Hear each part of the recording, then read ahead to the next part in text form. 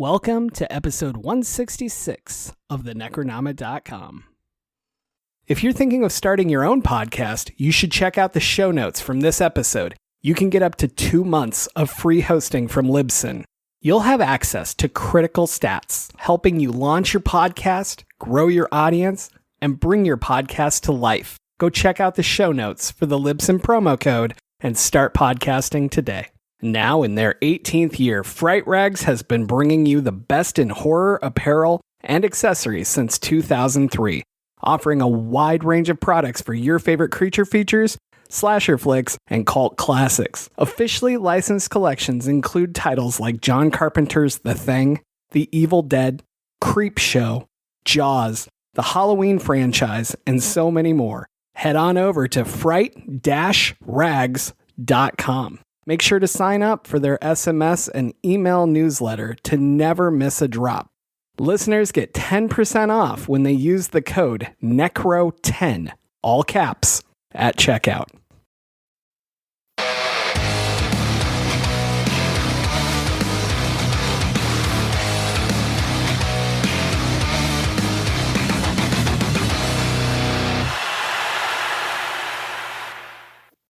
I am James Sabata, horror author, screenwriter, co-host of the podcast you're listening to right now, and I'm burnt the fuck out. There you go. I don't have a joke. Well, whatever. And I'm Don Guillory, author, historian, educator, co-host of this podcast that you're listening to. And you know what? I had my child say Candyman in the mirror 5 times just now, and I feel that she's safer doing that than, living her life. There you go. Oh, man, I should have gone with, I said handyman 5 times in the mirror, and now a dude is fixing my kitchen. All right, so joining us today, the woman with many names is back again. Rhonda, welcome back to the show. Would you like to introduce yourself to everyone? Absolutely. Welcome. Yes, thank you guys for having me again. Oh my God, last time was so much fun. So I'm back again. Rhonda Jackson Garcia, aka RJ Joseph. Yes, the woman of many names, many hats, academic and creative writer. Here to chat with you all again. I love it. I'm glad you're back because I'm gonna paraphrase James. I don't have to talk on this episode because the two of you are going to go the whole time. And the thing is, when he said that, I was like, damn it. I forgot that Rhonda didn't even get to come to Stoker this year because we would have probably been, chatting it up the entire time. And James would have been around, like hanging out in the corner, like somebody talk to me. Hello? You know me, I would have ditched you and gone elsewhere. Yes, you would have, which you did a couple of times. All the time. That's what I do. Not just you. I ditch everybody. It's true. On that note, really fast, it was really fun at StokerCon because my buddy Travis was there. And Travis is just starting out in his writing career. So I did crazy things like I took him up to Jamie Flanagan, Mike Flanagan's brother, and I just dropped Travis off. And I was like, hey, I'll be back. And then I didn't come back for like 10 minutes. Just left him there and made him swim. It was wonderful. Because that's what StokerCon's about, and everyone's equal and everybody's embracing, and it's so fucking cool. And Rhonda, I hope you're there next year. Yes. Oh man, I already bought my tickets for next year. I am out again. I was like, wait a minute. I felt so bad. Like I felt good. It's kind of one of those things where you go, man, I'm glad everybody's having a good time, but man, I wish I were there having a good time too. And I cannot be left behind again. I have already bought my tickets. I am already in the house. Woohoo! All right. That's great. Good. Fantastic. So Don is not exaggerating. I did say this will be great. I don't have to do anything, but it's more like there's just certain guests that I love having because I don't have to work as hard. I can't believe you say that when there are 2 black people that are going to be on the show. You say I'll let them do all the work. Wow, James. Wow. That's what I said. I'll stand by it. I am the Colin Jost to your Michael Che. So now I get to go home to ScarJo. Woohoo. Anyway, but no, and then this week happened and we're recording this on May 25th. So it's been a hell of a week. We're a day removed from the almighty shooting that blew up social media as it should and all of that good stuff. And I just want to say I am extremely burned out. And I'm so excited to talk to you guys about this, but I also feel like there's a lot of stuff that's relevant. And I just wanted to kind of give people context of where we are in this second as we're hopping into this. So there you go. On a happier note, holy shit, this movie was so much better than I expected it to be. Wait, was this the first time that you saw it? First time. I didn't go to the theaters because COVID was very mean to me. Oh, no. I mean, even then, because I think it's been on streaming for a little bit. So I thought that you went back and watched it. Did not. No, this was my first. That was great. Now, I'm going to ask you this. Did you watch it in regular speed or you did the sped up thing? Oh, no. How are you going to call me out on the show like that? No. I watched it in 100% normal speed. Okay. And I enjoyed the hell out of it. Yeah. Okay, I do that with things like The Witch just because they're so slow that my brain can't comprehend it otherwise. Not that I'm going to advocate watching it sped up, but I watched it in 1.2 speed this time. I just to see if there was a difference with the pacing and things like that. Sure. There wasn't that much of a difference with the pacing, or at least my brain adjusted quickly enough to it. But yeah, as far as all the things, I mean, other than like a couple of the kills, the kills seem even a little bit more brutal because they're more sudden. Mm-hmm. But it pretty much holds up the same as if you watched it in normal speed, or it's regular speed. But okay, I'm proud of you, James. You didn't. You watched. Can you imagine if I had done 1.7 and then you get to the end with the face reveals? That would have been really confusing to me. Oh, you'd have been screwed. I would have been like, what the hell was that? But, Instead, you watched this movie and you got hooked. Yeah. That's right. I'm still bleeding. Literally. Yes. Huh? And figuratively. I love it. So, Rhonda, what about you? Have you seen this several times? Or? Oh, my gosh. I have seen it several times. I mean, I've already done a write-up for Dread Central about it like last year, and I'm writing something about it right now. So, yeah, it's one of my comfort watches that I watch often just to make sure I didn't miss anything. I love it. No, I can't wait to watch it again. And I know I say that sometimes, but it's still pretty rare in my world that I want to immediately rewatch things. So that is very rare. And just to give anybody who hasn't listened to the show that long, or even for Rhonda, because I'm not sure. Well, can't remember. You said this last time when we talked about Antebellum, but yeah, it's very rare for you, James, to say I'm going to immediately rewatch something. So to Nia DaCosta, I mean, whatever it's worth, that's like probably one of the biggest compliments James can ever give for a movie. Yeah, that's true. I think the Mortuary Collection got the best one. I watched it like an hour after I saw it. Right. That's never happened in my life. So yeah. Anyway, so Rhonda, this is normally where I say, why did you pick this film? But I kind of forced it on you and begged you and said, please come talk about this film.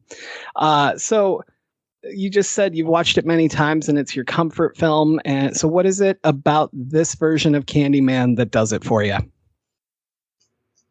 Okay, so really it's just so black. Like it is so blackety black. You can tell that it was made for the Black audience through the lens of Black experiences. And it really feels like watching Black people on screen. Like every single character, it just really felt like these are people that I could know. These are the things that they would do in these situations. And it's really hard to get a movie like that, where every single situation or every person you kind of going, hey, that still holds up. That would probably happen. And then there's just so much to it that every time I watch it, I get to hone in on a different thing. And I really, really like that. I think that it's really multifaceted and that excites me. I love that. And Dunn, is that pretty similar for you, or what do you love about Candyman, this version? I'm Wait, how many times have you said it so far? No, I'm just kidding. You're catching on to my plan. Damn it. I have a very reflective TV in front of me. Here's what it did for me. Okay. And to pick, I hate saying piggyback because it takes me back to when I had to wear ACUs because everybody said piggyback and behoove. But Rhonda is 100% right. And I think that goes into, I'm just gonna call them incels who are giving this movie negative ratings. This is a movie that is speaking from, or at least given the lens, the perspective of African American creators. So much so that it even hits with the lighting, as far as the way characters are lit on the screen. And this was something I didn't think about until, oh my gosh, oh my gosh, now I forgot her name. The awkward black girl. What's the TV show name? It's Issa Rae. Issa Rae's TV show on HBO. Where when they were talking to filmmakers or set directors and lighting people, she and the production team specifically wanted to highlight, no pun intended, highlight the way that the characters themselves will be shot, to where they invested in getting the lighting right so people showed up correctly on television screens. Yes. And it wasn't something I thought about because I'm lighter complected. So it's not one of those things I think like, oh man, I got to think about how the photographs, how I'm going to photograph. But I have relatives who are. And it's one of those things you don't think about until somebody points it out to you. And there is not a moment, there's not a character, whether we're talking about Yahya Abdul-Mateen or Teyonah Parris, or Vanessa Williams or anyone else who has a darker complexion in the film. They show up as clearly as any of the white characters or any of the non-black characters, to where you can see them, which I think is a very important thing to understand, is seeing them. Because one of the subtle things with the whole Candyman thing, especially the twist they have on it here, is the fact that so much of this violence or so much of this marginalization has dealt with people being unseen. Yes. Or their stories being unseen. Mm-hmm. So you have no choice but to see these people. And I know we mentioned on the Antebellum episode, but just the fact that they had Teyonah Parris in a head wrap. Yes. Going to bed. Absolutely.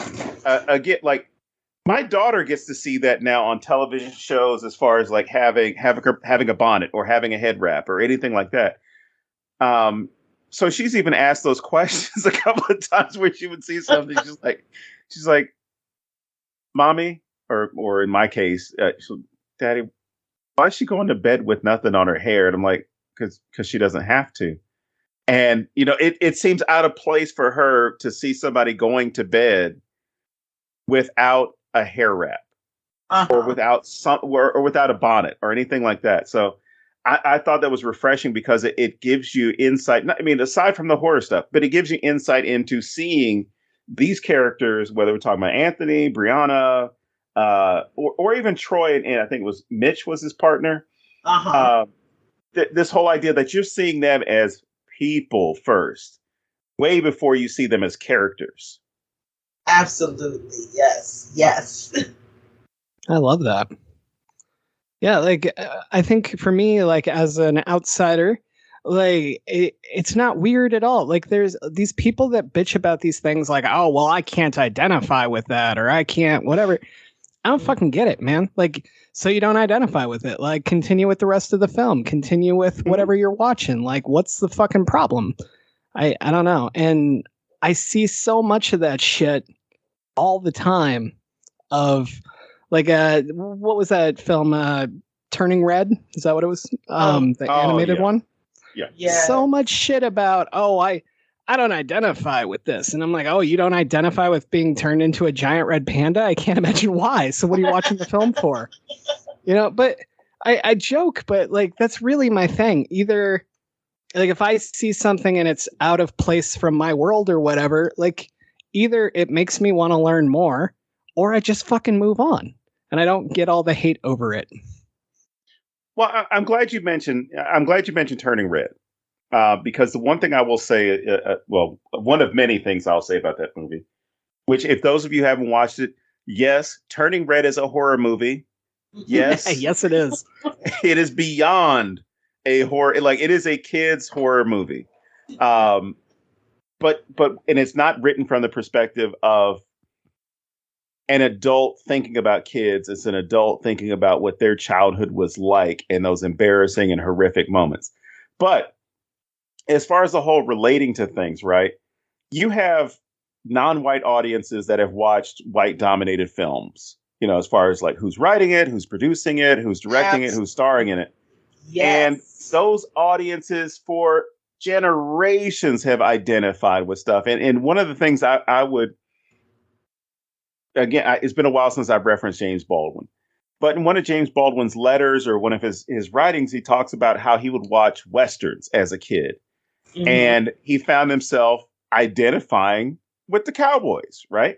He's like, I have no, background as being a cowboy. I don't have any ancestors that were cowboys or anything like that. But the way the film is written, I'm identifying with them so much to the point where he says, like, I found myself in the movie theater yelling out, kill those Indians. Mm-hmm. He's like, I identified with them so much to where I understood what was taking place in the film.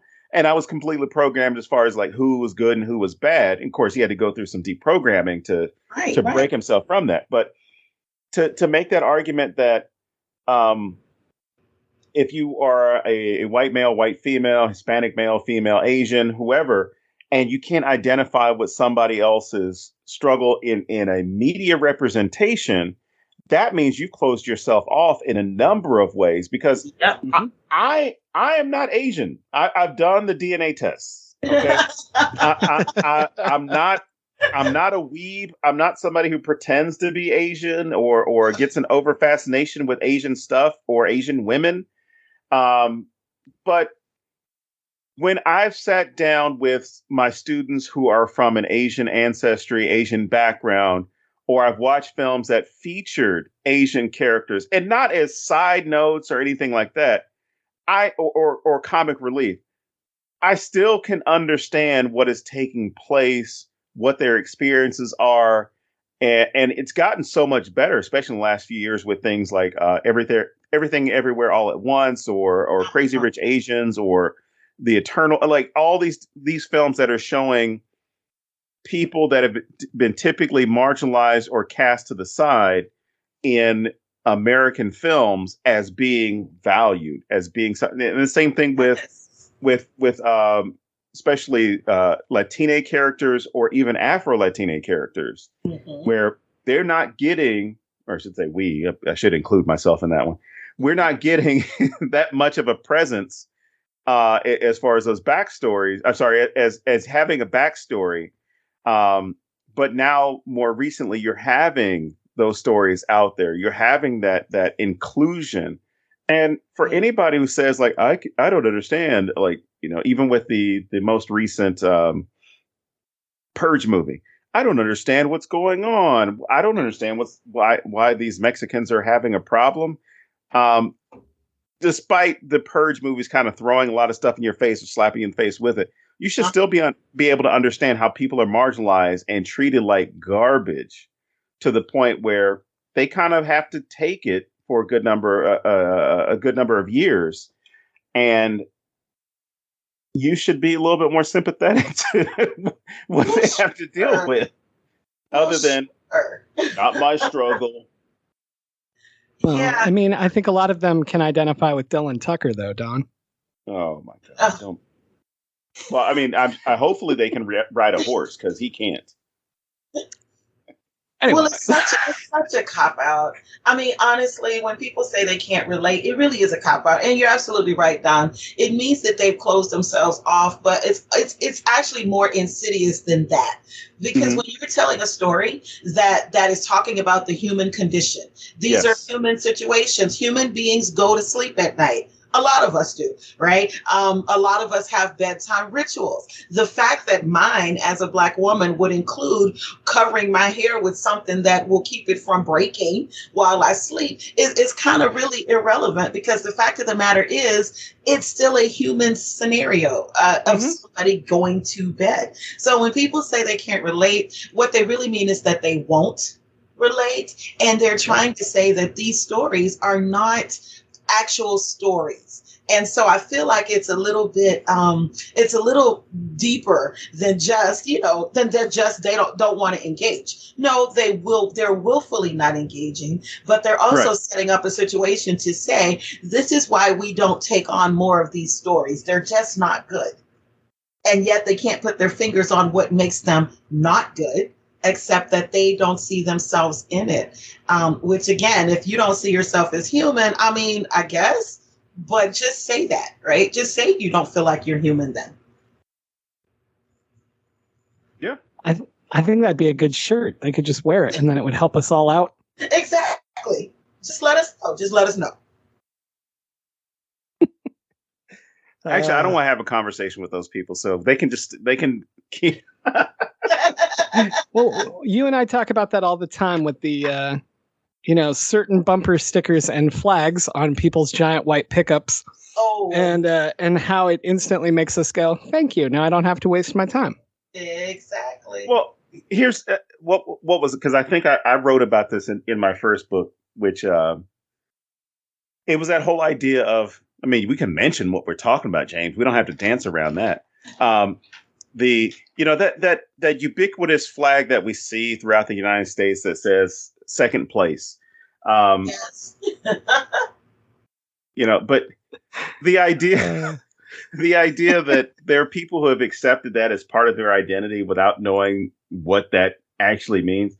I use that now as far as like, if I see that flag, like on your business, especially like on your business, I'm not going in. Like, you don't have to do the whole, well, you don't have to put the sign out that says, no Negroes, no Mexicans, no dogs, which for those of you listening, those are real signs. Yes, they are. I don't need that sign. If I have that on there, we're not going to have a conversation of like, well, you just don't know the truth of the I do actually. I actually do. I've got the paperwork on my wall to show that I know what it means. But I'm not walking into your business. Like, we're not having a conversation. Elie Mystel has a book out called Allow Me to Retort that talks about the history of the law. It's a great book if you're looking for, I don't even want to use the whole, law for dummies or the Constitution for Dummies. He breaks it down in the common vernacular. It's as if you're having a conversation with him. And he has this argument. He's like, I don't have conversations with conservatives. I don't associate with conservatives. And he goes on explaining, he's like, I believe you are who you surround yourself with. And if you are someone who is tied to a political ideology or a perspective or whatever, it's like, if we work together, that's one thing. But we are not socializing. We're not going to dinner. You're not coming to my house. Like, I'm not going to spend my time with someone who does not value me as a human being, someone who does not value people that don't look like them or live under the same conditions as them as human beings. So it's like, no, not coming to your house. You're not coming to mine. And we're not going out for, what I guess that cliched statement started to become of like, I wish I could have a beer with this candidate. It's like, I'm not having a beer with you. I'm not going to do it. No, thanks. All right. And I think that sometimes it's hard for, there are some people whose existences are so imbued with privilege, right? That they actually think that it's possible to have conversations with some people in this case. And if you like that, I like it for you, but I'm not doing it. I'm not wasting my time. I value my time. And also, I'm not trying to convince anybody of anything. Like, why should I have to convince you that I'm a human being, that I should have the same rights as you? I'm not trying to do that. That is not my job. I do not get paid to convince random strangers of things that they already are against anyway. So you can stay where you are. I'll stay where I am. I have absolutely no interest in converting you to anything. You're already what you're going to be, and more power to you. I had a friend that tried that, and my response was, you wouldn't do that with a fireman. You wouldn't make a fireman prove they're a fireman. You would just believe that's his fucking job. Right. Exactly. So I don't understand how you get to this level of, I need you to prove that you're human to me, or that you're my equal, or any of that shit. Like, I don't know. You're standing in front of me. I can see you. The end. Okay. I mean, at least you used to be human, even if you're not now. So, okay. Yeah. I feel like a lot of the people on the other side need to start proving some humanity to me, because I'm pretty convinced they're not humans. So. Oh, I like it. Yes, exactly. I'm not going to take on that. That is not my job. Exactly. That's too much emotional labor.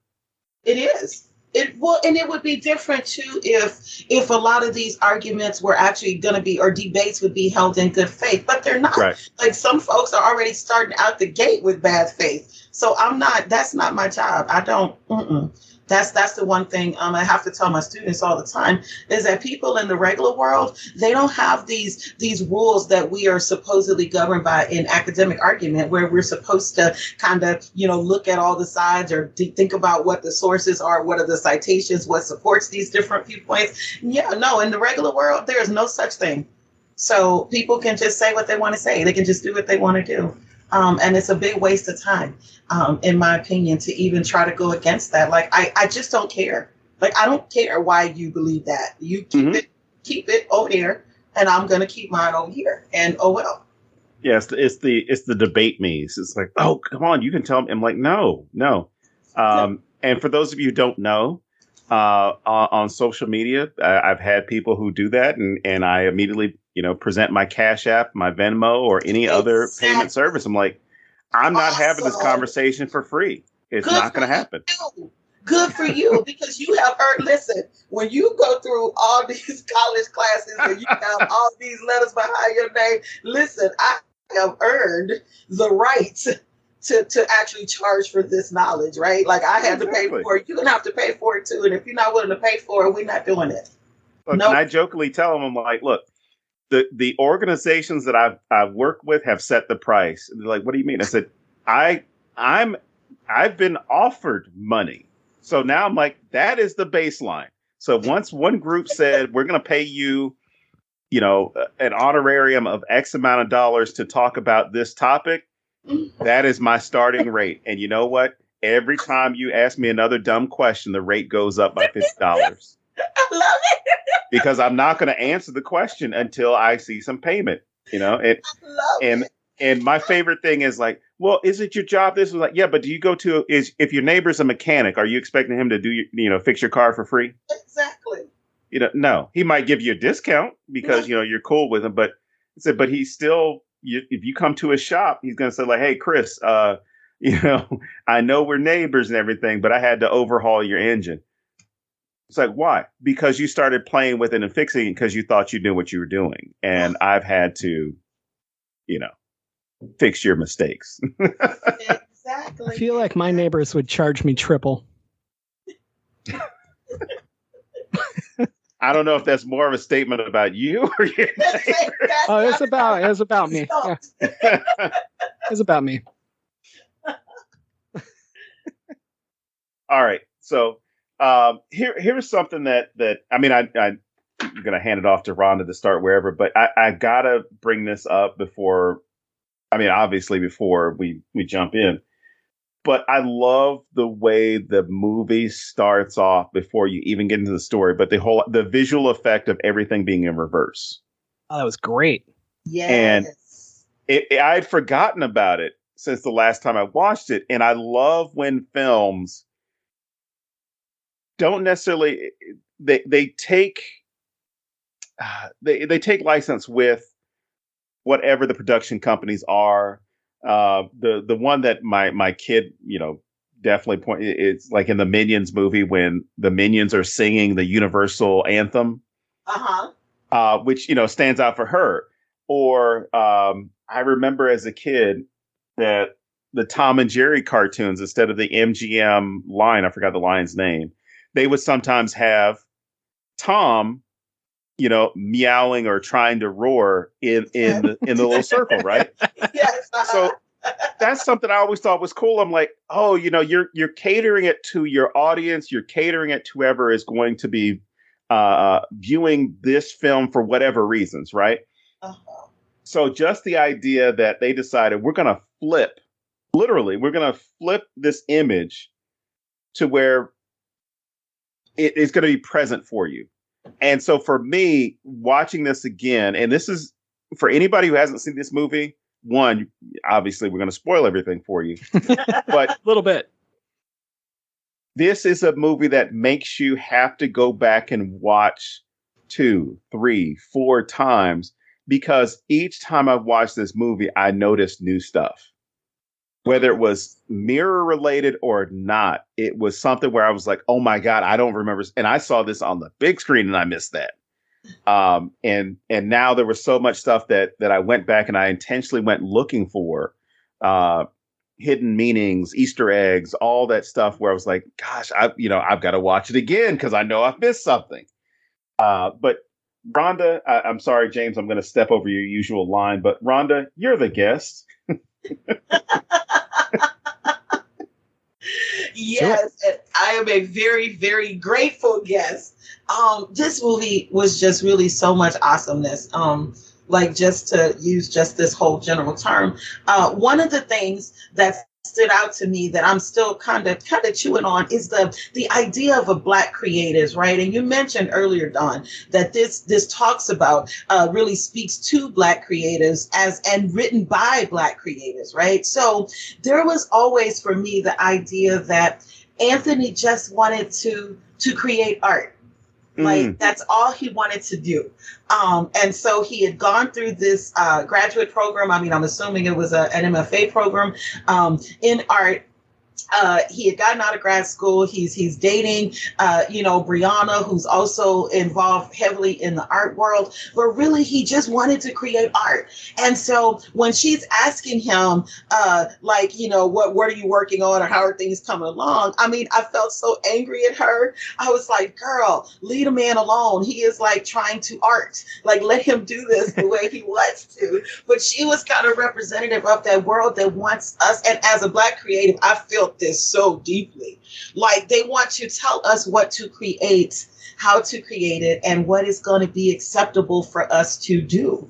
Right. And so when he comes up with an idea, the other guy, and I'm terrible with names, is it Clive? Clive. Yeah. Clive. He says to him, well, that's very on the nose. It's very cliche. And then when he starts writing about some, the ghetto and something traumatic, well, then all of a sudden his interest is piqued, right?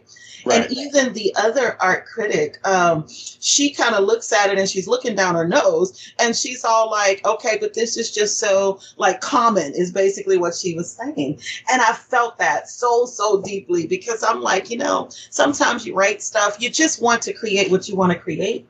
And you just want the world to just go, fine. If that's your expression, we will accept it. But honestly, that's not what the world does for us a lot of times.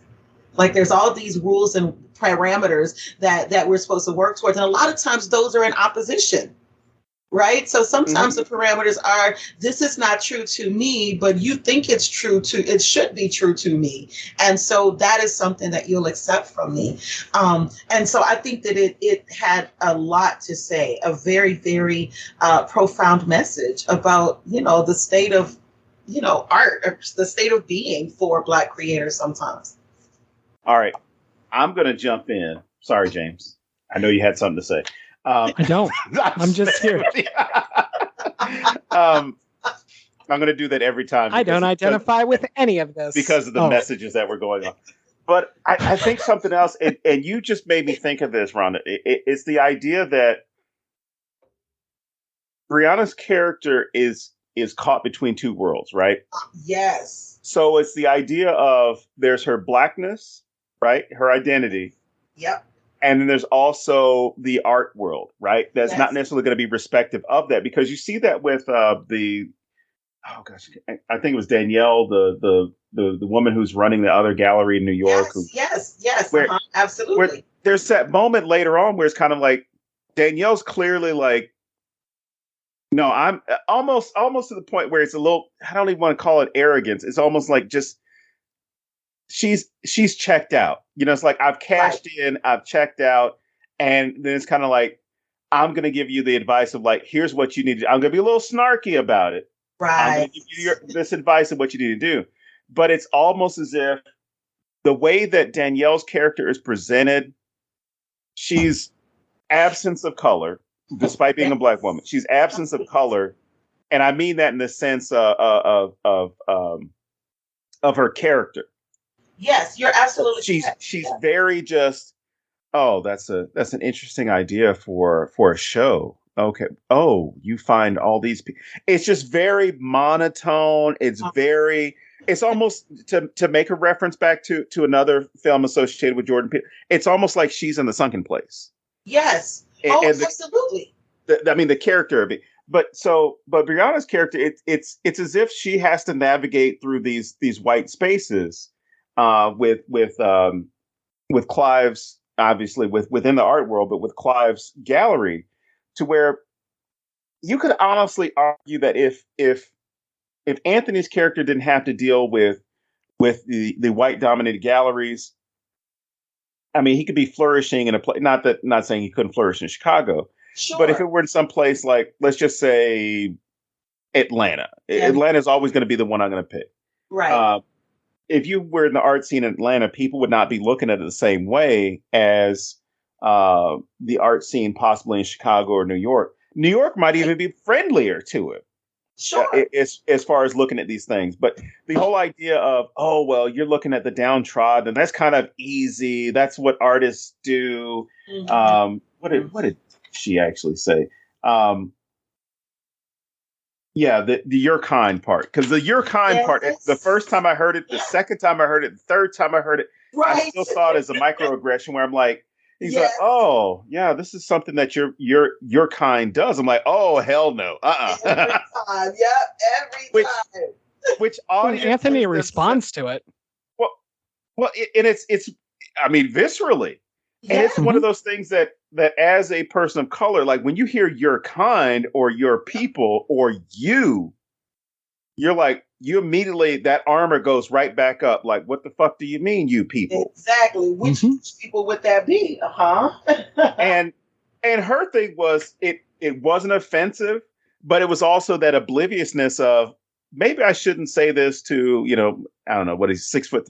I shouldn't say this to a 6'3" Black person in Chicago who may already have a lot of a history of microaggressions and macroaggressions, for that matter, right. In this place that has a racialized history, because a lot of people don't think of places like Chicago as, there's this great racial strife that takes place, because you look at a lot of these cities like New York, Chicago, LA, until there's a massive event, you don't think about the everyday stuff that people are going through. Right. For right now, because he was dressed the same way, the tennis player, Jeff Blake, I think 5-6 years ago, got, he's outside of a luxury hotel. He was waiting for his Uber or his taxi or something.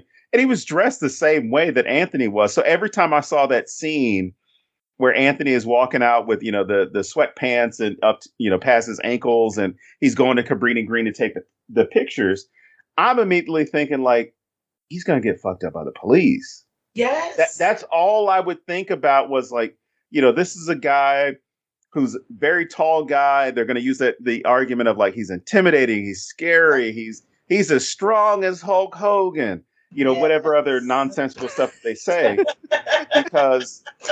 Did you pick Hogan just because I'm here? No. You know how much I hate Hogan? It's the Mike Brown reference that what that police officer said when he's like, it was like I was fighting with Hulk Hogan. I'm like, he said Hogan? He said Hogan.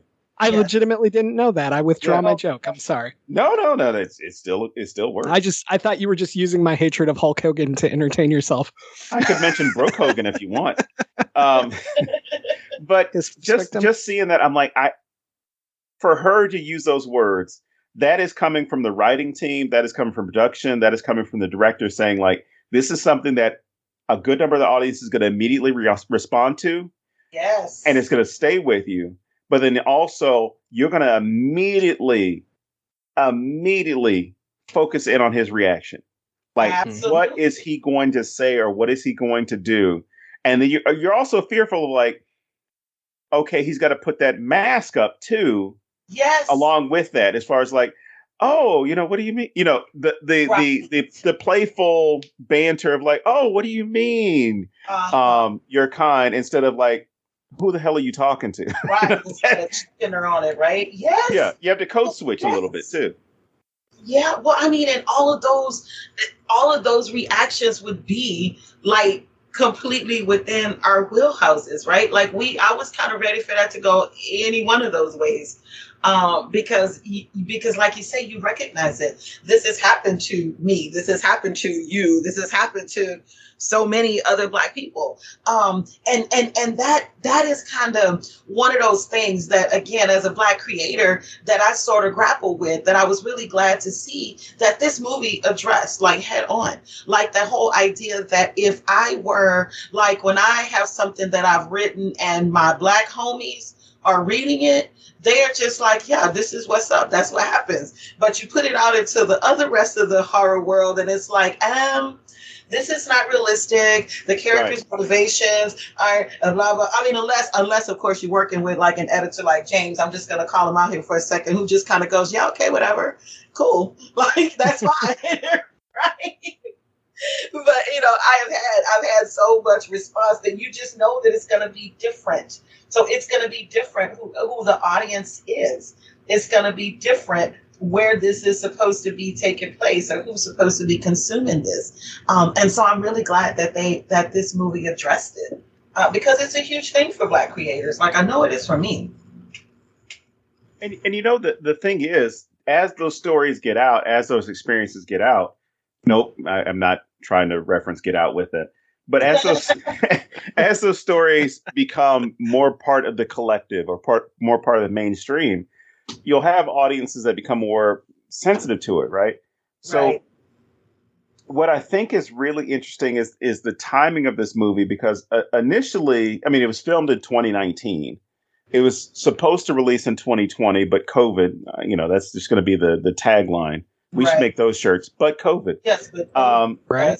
And then it came out in 2021. And the one reaction I had when I was telling people to go watch this movie was, when it was safe for them to go, whether it was like a reserved seat theater, the movie theaters that you can trust, that that when they say we're wiping everything, we're down, we're sanitizing, we're wearing a mask, because our movie theater was doing that for the longest. Like they did not overbook any of the rooms. It was selected seating. Or reserve seating. It was all, and it's a college town. It's relatively small, but they were still doing that stuff.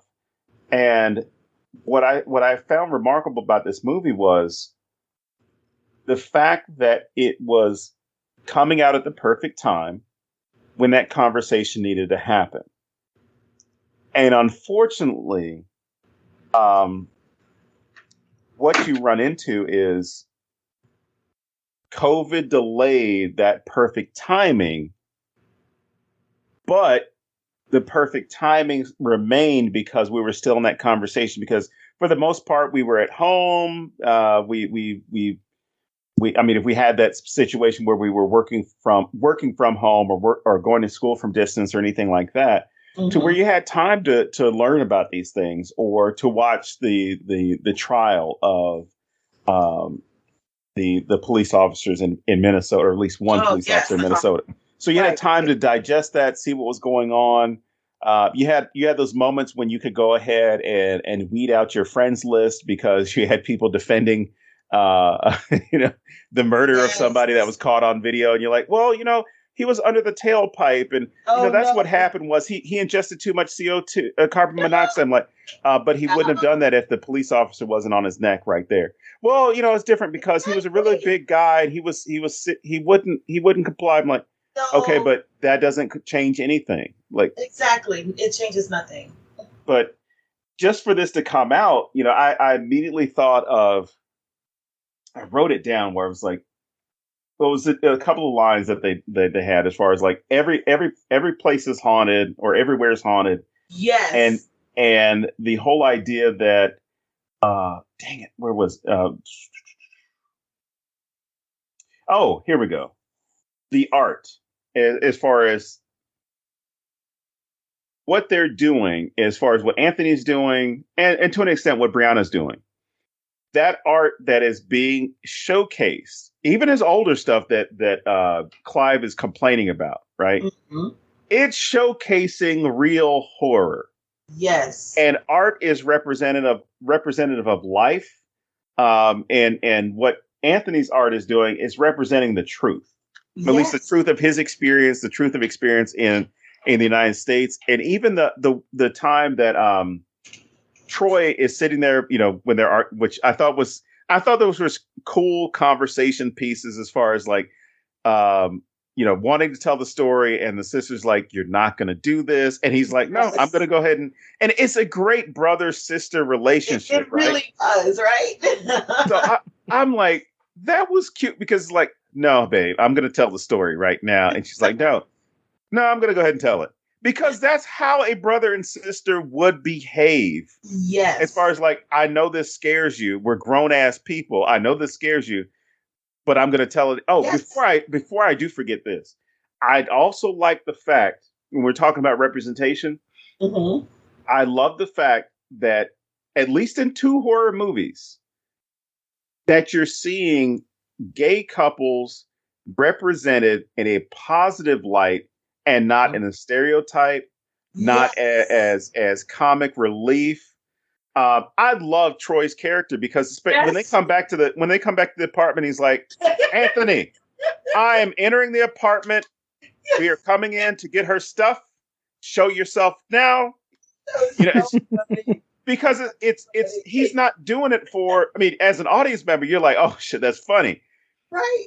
But as him, as far as in this movie, you're like, no, he's been doing some weird shit. I want to know where he is. Yes. That way, leave the door open in case some shit goes down. We can leave. But there's nothing in this movie where it seems like, oh, well, the gay couple is being used as a joke, or Troy's character is being used as a joke. Right. Nowhere. Right. Or their relationship is used as a joke, because I think that was one of the complaints with Halloween, and I think it was unsubstantiated. Uh-huh. When you had Big John and Little John, they were my favorite characters in that movie. Yes, they were hilarious. I mean, because funny in their realness, right? Yeah. And my mom was, spoiler alert, anybody who hasn't watched the 2021 version of Halloween or Halloween Kills, my mom was upset, like physically upset. And it could be, you could see how upset she was when Little John and Big John got killed. Oh. And I don't recall her ever watching a movie where she actually saw any of the characters as people, because as James knows, I keep trying to record her doing live reactions to movies. I can't wait. And she will say things like, she will say the typical cliched, I'm going to the movies, I'm going to talk the entire time type stuff. It's like, oh, you better not open that damn door. Oh, that's what you get for being stupid. That type of stuff, right? So she's sitting there. She's already fallen in love with Lil John and Big John. She's like, oh, no. And I'm sitting there like, wow, Mom, you're actually getting hit hard with this. Yes. But the fact that they did not, as previous movies have done, one, with this one, Troy and Grady never come into danger, right? No, they don't. No. Never in danger. Never in danger. And they're never treated, their story, or at least their relationship, does not become a story. Exactly. And that's the way it's supposed to be. Yes. Nobody's relationship should become a story except for maybe Brianna and Anthony's. Right. Because they're the stars. Exactly. And there's no moment where Candyman's like, I don't like same-sex relationships / there's, that would have been what would have taken place in 80s and 90s movies. or even early 2000s movies like, oh, you're gay or lesbian or trans, we got to go after you. Yep. After the non-virgins. Right. Yeah. So after the sluts, then the gay people got to go. Right. Now, I don't know what happens if you're a gay slut. I guess you got to go first, but I don't know. You go before the opening credits, you know. Yeah. So, you're the guy who died last year in the story they tell at the beginning. Yes. You are the legend. Yes. So glad beyond that.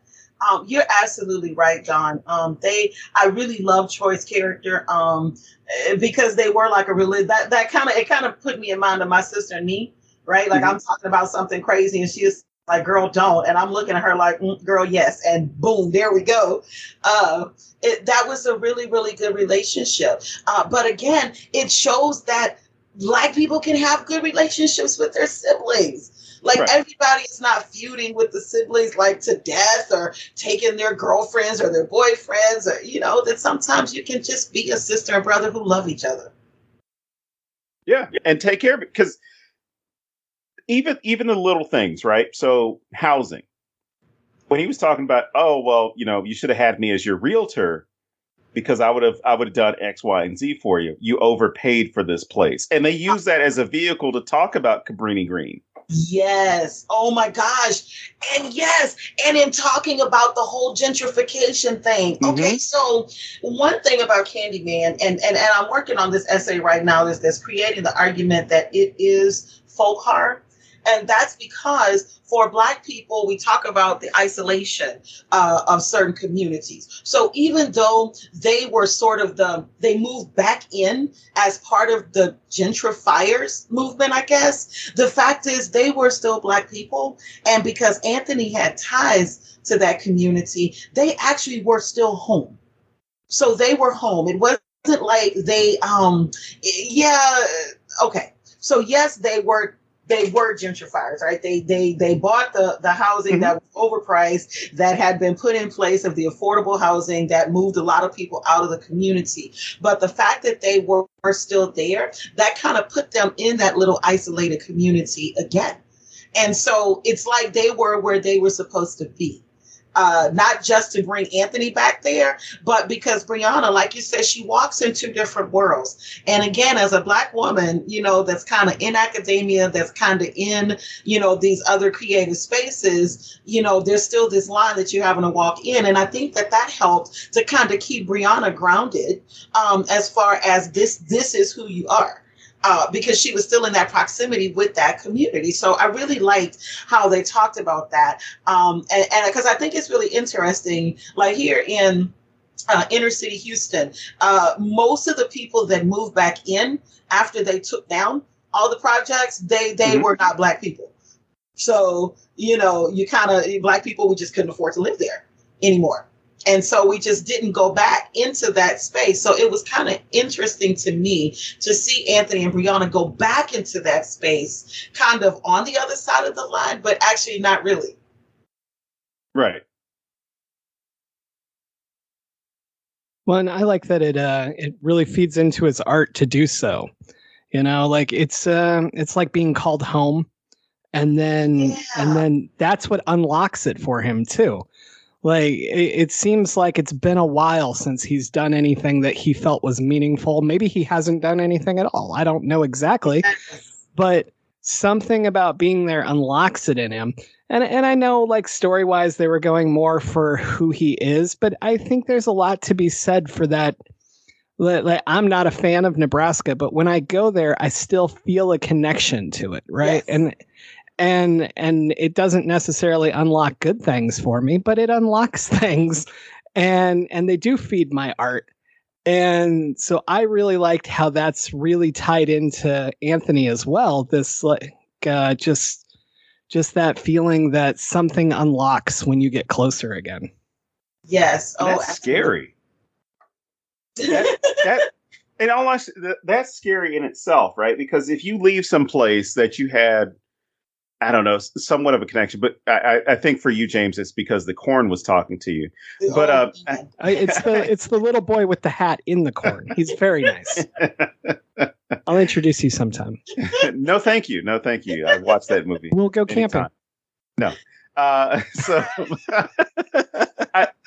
I think that's one of the scary things too, right? As far as this idea of going home and Yes. and not always knowing, or at least not always being sure what home means or what home represents, Mm-hmm. because I mean, sometimes there's an inherent danger. There's that idea of facing the truth of what you experienced or what you were surrounded with.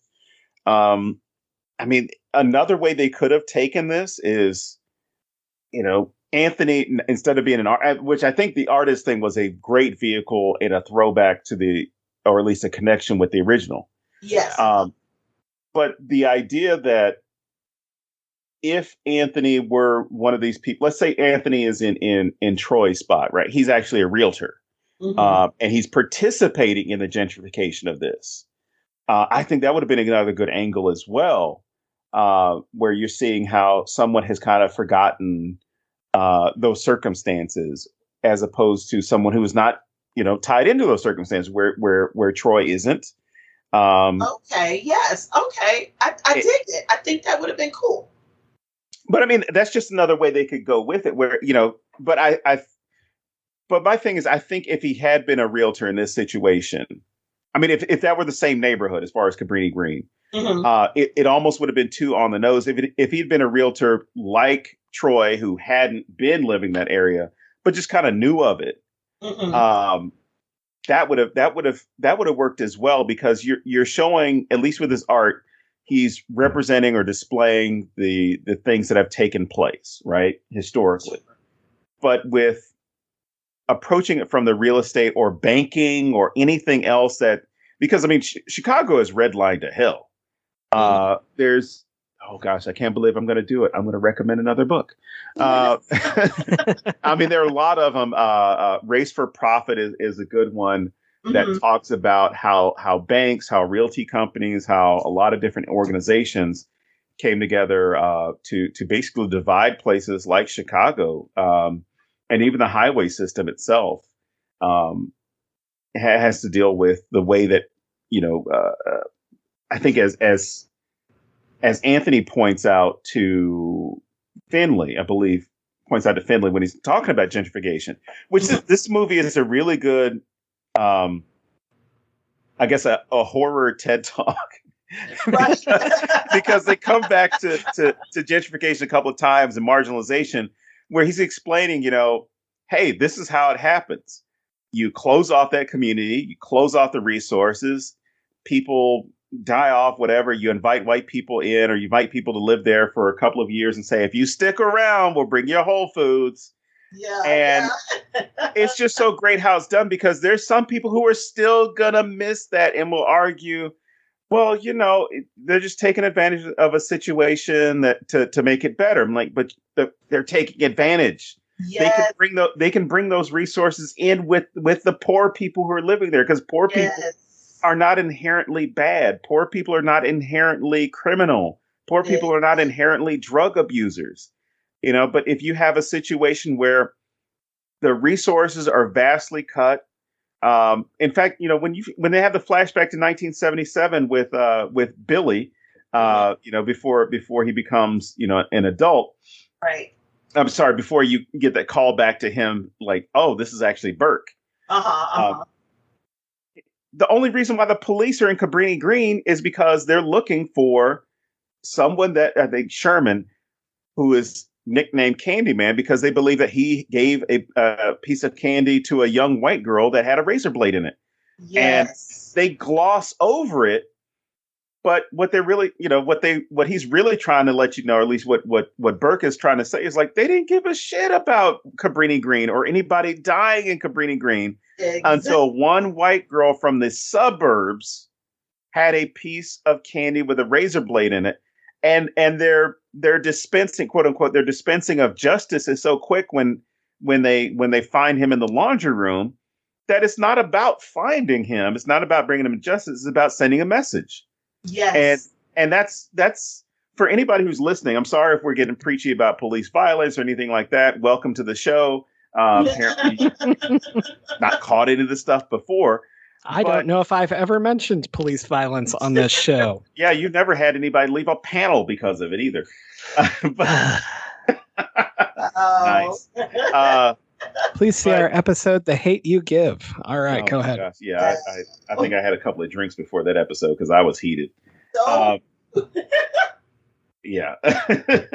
But just the idea that I don't know, that you can have a uniform or have an identity that's wrapped around, I can do what I want and will protect. I'm sorry, you can do whatever you want, someone will protect you, which is then repeated in the final scene. Yes. When Brianna's in the car or in the police vehicle and the detective's like, hey, yeah, he came at the officer. You saw it, right? Yeah, he had to defend himself. And you know what he was going to do with that hook, right? But then again, maybe you were involved. Maybe you're a suspect too. You're an accomplice. And I'm like, and that's what I don't get when people say the whole thing of, or bring up the whole aspect of what was then known as the Central Park Five or Scottsboro or any other moments when the police or local law enforcement have a confession and someone will make the argument of like, well, if you didn't do it, you shouldn't have confessed.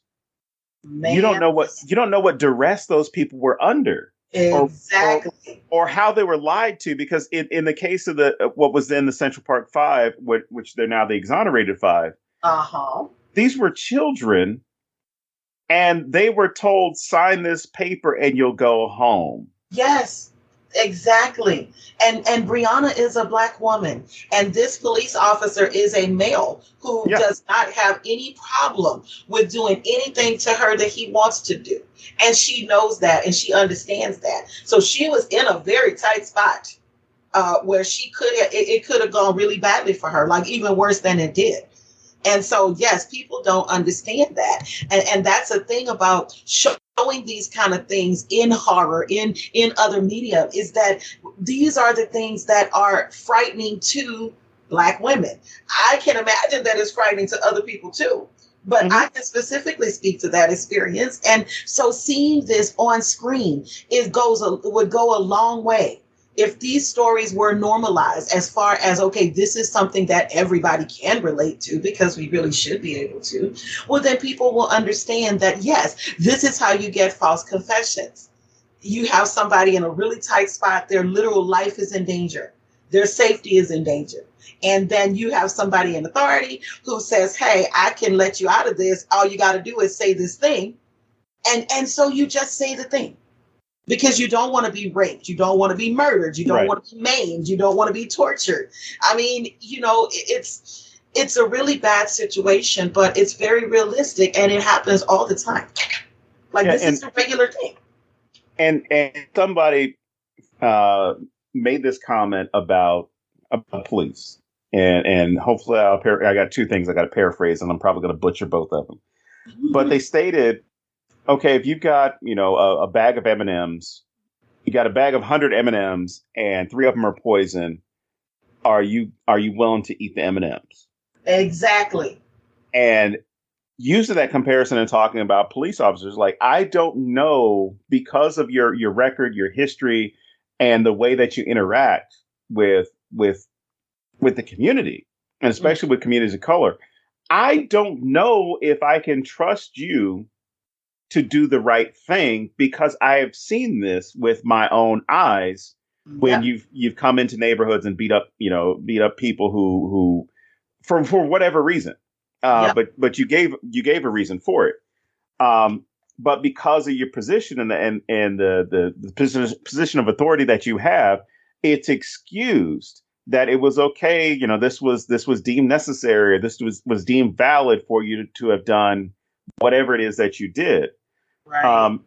The other thing, and that's also when people complain, say, well, people in the hood don't snitch. They don't. I'm sorry, I'm taking the other way. People in the hood or in Black communities don't call the police. Right. There's a reason why. There's lots of reasons why. I don't. And James knows this, and I don't think we talked about it with you before, but I had a guy breaking into my house back in 2015, 2016. It's been a while. Mm-hmm. It's 2015. It's been that long? Yeah, it's been that long. Holy shit. Because we had just come back from Disneyland. Like drove from Anaheim back to Phoenix. And we got in and it was too late for me to this one of the funny things about it. It was too late for me to pick up my dog from boarding. Mm-hmm. So I'm like, all right, well, cool. I'll just get him in the morning. So around like 2 a.m., somebody's banging on my door like hard. And I'm thinking, oh, maybe the alarm got tripped and whatever. I didn't turn the alarm off and it sent off something and the police are here.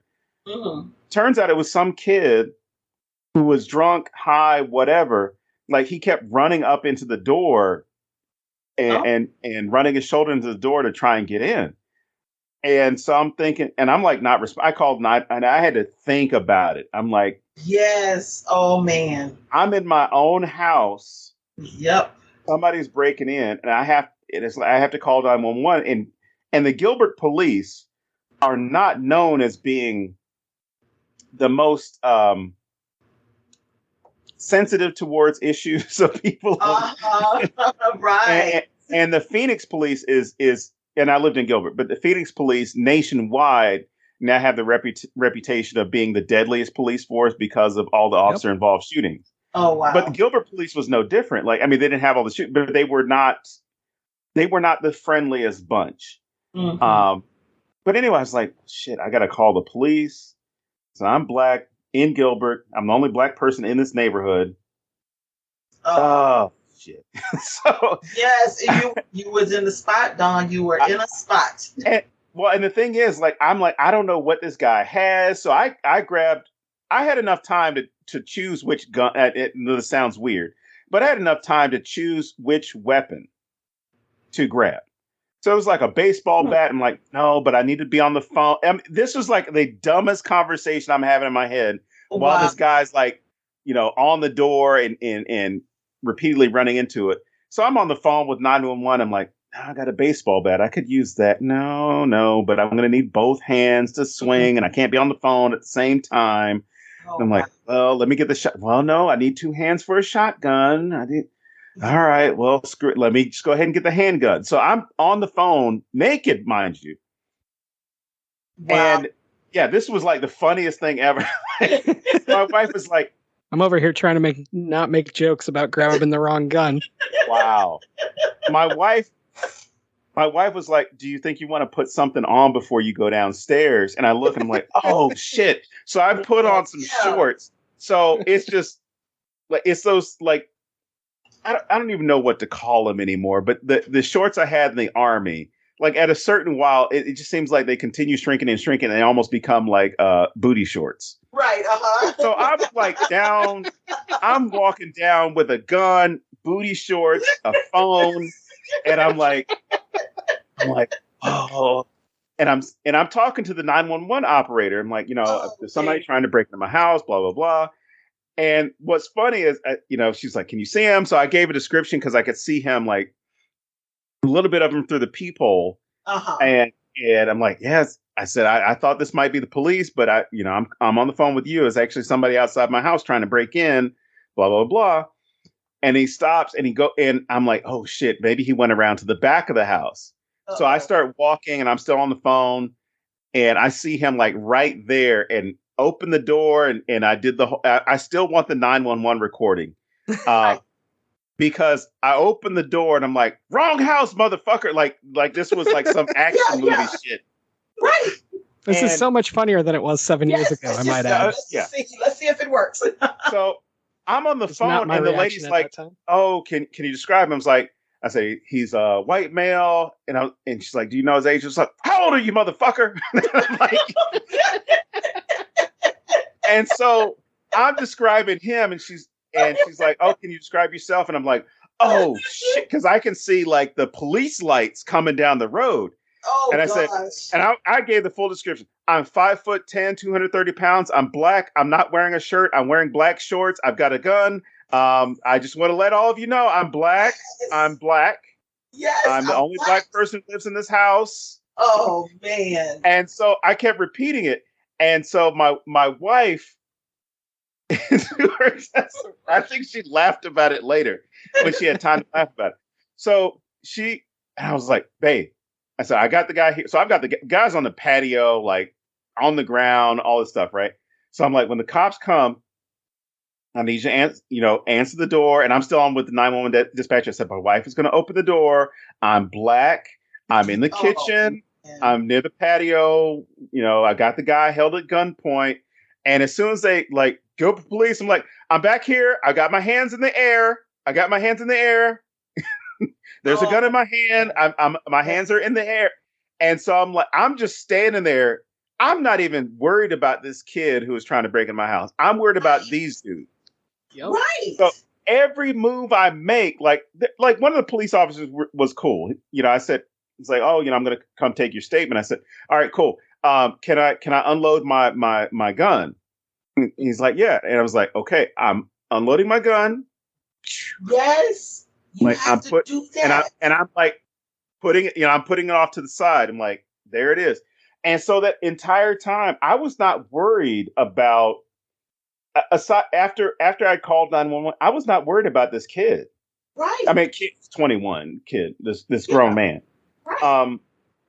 I wasn't worried about him. I was worried about what these guys may have done, may have made a mistaken me, come in too heavy-handed, whatever it was. And I'm like, I don't want to be on a T-shirt.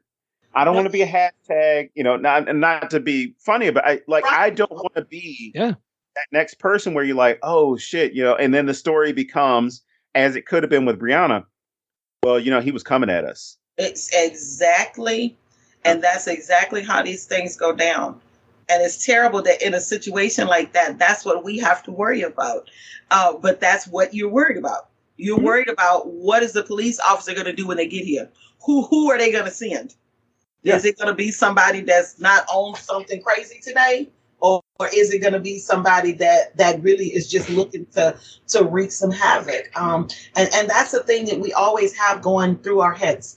Even if you're in a situation like a domestic abuse situation, and the conversation is always, well, why don't you just call the police on him? Well, right. Listen, first of all, if I call the police, both of us might end up dead. I mean, he's an abuser. He should be gone out of here, but I don't necessarily want him dead. Right. And so you have to, the fact that we have to always negotiate these things is insane, because yes, like in my mind, I'm thinking about you telling the story and I'm my heart is pounding, but I'm also seeing in my head that kids movie Over the Hedge. I don't know if you all remember seeing that a few years ago. Hammy the squirrel was so fast, right? Well, I'm envisioning in my head as you're telling this story, Don, that, everything around you is happening really slowly, but you're Hammy and you're moving really fast. Like your brain is going a mile a minute going, okay, I got to do this and maybe not that. And maybe that's not a great idea. So, I mean, I have this visual and it's fascinating, but it's also very maddening because I know that that's exactly how it went down. And I can only imagine how you felt that whole time, like the whole time while you're trying to negotiate this situation just for yourself. This is even before they even show up. And so once they get there, you're constantly doing this renegotiation. Let me make sure that nothing goes sideways. Let me make sure nothing goes left. And that had to be very, very terrifying for you. Well, and I remember at least the one thing that stood out to me, or at least one comparison that stood out to me was when Idina Menzel and Taye Diggs were married. And this was obviously a while ago. That for those who don't know who Idina Menzel is, she's from Wicked. She's Elsa from Frozen. She's the reason why those of you who have kids were annoyed for about a year. but no, when she was married to Taye Diggs, that they had a similar situation where somebody was trying to break into the house, and she called the police and immediately said, there's someone trying to break in our house, blah, blah, and I want to let you know my husband is black. My husband is a black man. Yeah. I don't want there to be any mistakes as far as like who is supposed to be here and who's not supposed to be here. So she said she repeated like several times. She's like, I want to let you know my husband is black. But just the idea that the absurdity that we have to say that. Yes. You know? And it's one of those things that, not that I didn't think that it happened right before this, because I knew it. I knew it happened. It was just one of those things where when you have to do it, then you're like, shit. Now this is another core memory I'm going to have to live with of like, that fear, that general fear that was there over this. Right. Exactly. And trying to explain that to somebody, which you sometimes feel like you're talking to a brick wall, where you tell somebody like, look, when you and I, and not going to pick you, James, but generic other white friend, because James to his testament has never done this, that's why I said I don't want to say James, right? But if we were having a conversation and I'm explaining to somebody, even if somebody who's listening, if we are in a car, you're in your car, I'm sorry, we're in different cars. The same situation. I'm driving down the street, see a police officer, parked on the side of the road or whatever. You're driving and you pass a police officer parked on the side of the road. Our reactions, our thought process is completely different. Yep. What I'm thinking about is, where's my insurance? Where's my registration? Yes. Where's all this stuff to where I can easily access it? And you know what? It's underneath my visor. Like, there is no, I'm going to reach into my glove box. It's right under the visor. So all I have to do is flip it down. You're going to see my hands the entire time. Right? Yep. A lot of the time, when I'm driving, I leave my wallet out because I'm like, I don't want there to be a mistake of like, I'm reaching for this. And even though the police officer may not pull me over, if I happen to be, let's say I'm going a couple of miles over the speed limit, I'm freaking out not about a ticket. I'm freaking out about like, how is this stop going to go if I do get stopped? Yep. And all the times that I've been stopped, fortunately, I've never had it go sideways. The strangest one was when a police officer apologized to me for pulling me over, which I still think is funny to this day. I don't know if James knows the story, but I have veteran plates. So when he pulled me over, he didn't look at the plate. He just saw the number, and then he looked and he came back. He's like, I'm so sorry. I want to cancel this ticket, but I can't. Because I already started typing it up and they won't let. But here's what you can do so you don't have to pay it. I'm like, huh? Wow. Okay. Okay. All right. But I mean, he wasn't a jerk. He wasn't a jerk at all. It was just weird for him to, he was like, oh, damn it. It's like, you were speeding, but, I saw you're a veteran. I don't want to give you a ticket.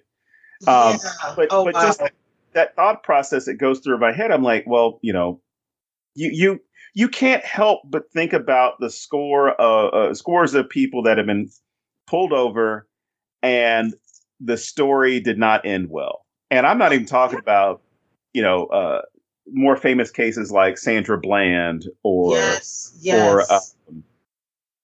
oh my gosh, the young man who was in Minnesota. Yeah. I'm thinking of, yes. But but I mean, it's now it's to the point where like there's so many. You're like, there's so many. Yeah, I can't think of it. But it's not that. I also think about having been raised in the South primarily. I think about those cases of, we're just going to pull you off the road and nobody's going to see you tomorrow. Okay, see, and that's the thing with living still here in the South, especially being a woman. A Black woman. I am always like, first of all, I'm glad I'm not doing that much craziness that I get stopped a whole lot. Thankfully, because I'm a certain age, which kind of protects me, right? I'm kind of invisible, and I kind of like that superpower of being a Black middle-aged woman. But I mean, it doesn't always help me. But that's what I'm always thinking. If I see a cop and I'm thinking, are they going to pull me over? I'm looking for the best, most well-lit place I can pull over. Yes. I have literally driven for a whole block and had the officer say to me, didn't you see me behind you? And I'm like, yeah, but I'm going to stop right here. Like, I need all this light. I need as many people around as I can have. I need the safety of this because I don't know what you're going to do. Like, there's way too many stories about officers that use their uniform to rape people and then kill you anyway. And I'm like, really? No, I need somebody to know what happened to me. I need not to just disappear. Let's not let that happen. And it's terrible. It's really terrible because we're always, like I'm always telling my kids, I mean, like that's our song and dance around here. You need to be in this house before dark. This is not about me being a hater and trying not to let you be great. This is about me keeping you safe. I need you in this house. I need to know where you are all the time. If something ever happens to you, you need to call me. You need to call because this can be a really bad situation.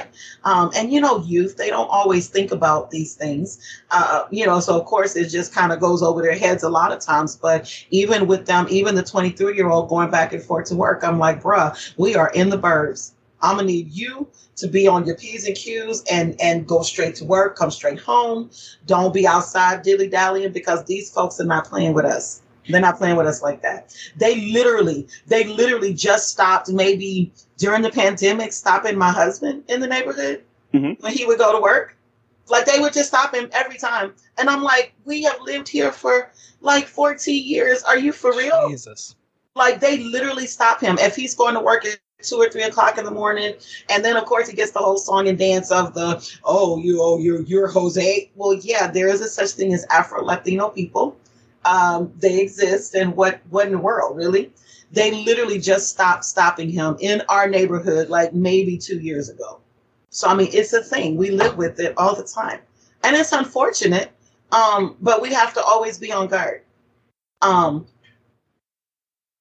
and unfortunately, you run into people who are going to pull, well, I'm just going to call it what it is, that bullshit response of like, well, if you got nothing to worry about, you shouldn't have a problem getting pulled over. Yeah, I know, but I got a lot to worry about. There's a lot. I got kids at home, and I need to make it home. What are you talking about? Exactly, and there's a great and it was Philando Castile. It was like as soon as I stopped talking, I remember his name. Yes. But it was a Richard Pryor bit where he would. I mean, it was the 1970s. I mean, not to say that it didn't happen before the 1970s. But this is in the 1970s to give you like how long this has been going on as far as like people knowing, at least having public figures talk about it, I should say. He's doing a bit and he's talking about like, this is how racism works, blah, blah, blah. He said, you're always wondering like black men might be agitated and whatever. It's like, because I'm sitting there and I'm with my girl and we're going to, go out to eat, go out to the club, go watch the comedy show, go to the concert, whatever. And I get pulled over by the police and you harass me. You make me get out of the car, get on my knees, do all this other stuff. So you fucked up my whole day.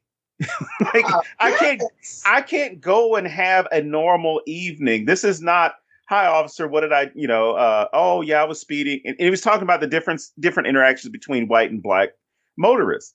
It's like, white motorists, you get pulled over and it's let me see your ID and your driver's license, your insurance, blah, blah, blah. And he said, I do it. And it's get the fuck out of the car. And it's because in very Richard Pryor delivery, it's like, right. It's like, put your hands above your head, put them on the car, come over here. And, it's like, you're frisking me. You're doing this. It's like, how could I have a normal day? Right. And you have people that are going through this all the time. You want to avoid those situations where if you see a police officer, you're like, oh shit, I'm going this way. I don't want to have to deal with this nonsense thing. Exactly. Exactly. And then it's, oh, this is my neighborhood. I live here and I can't even escape this nonsense. Exactly. How am I supposed to go to work? Because it'd be a problem if I didn't work, right? But I have a job. Like I have a job. I'm a law-abiding citizen. I have a job. And yeah, I mean, it was really maddening. I mean, thankfully, my husband is a lot less hot-headed than I am. And he is very much in the camp of, I'm just going to do what they say do. And okay. Because that's a lot. I would get irate every time he would tell me that. I'm mad about it because it's just insane. Mm-hmm. Like, I'm mad hearing about it. And I don't even know the guy. Oh, yes. I'm telling you, and it doesn't help. He's a really big guy, too. So it's like, but still, big guys have to go to work. I mean, okay, sometimes it's 2 a.m, sometimes it's 4 a.m.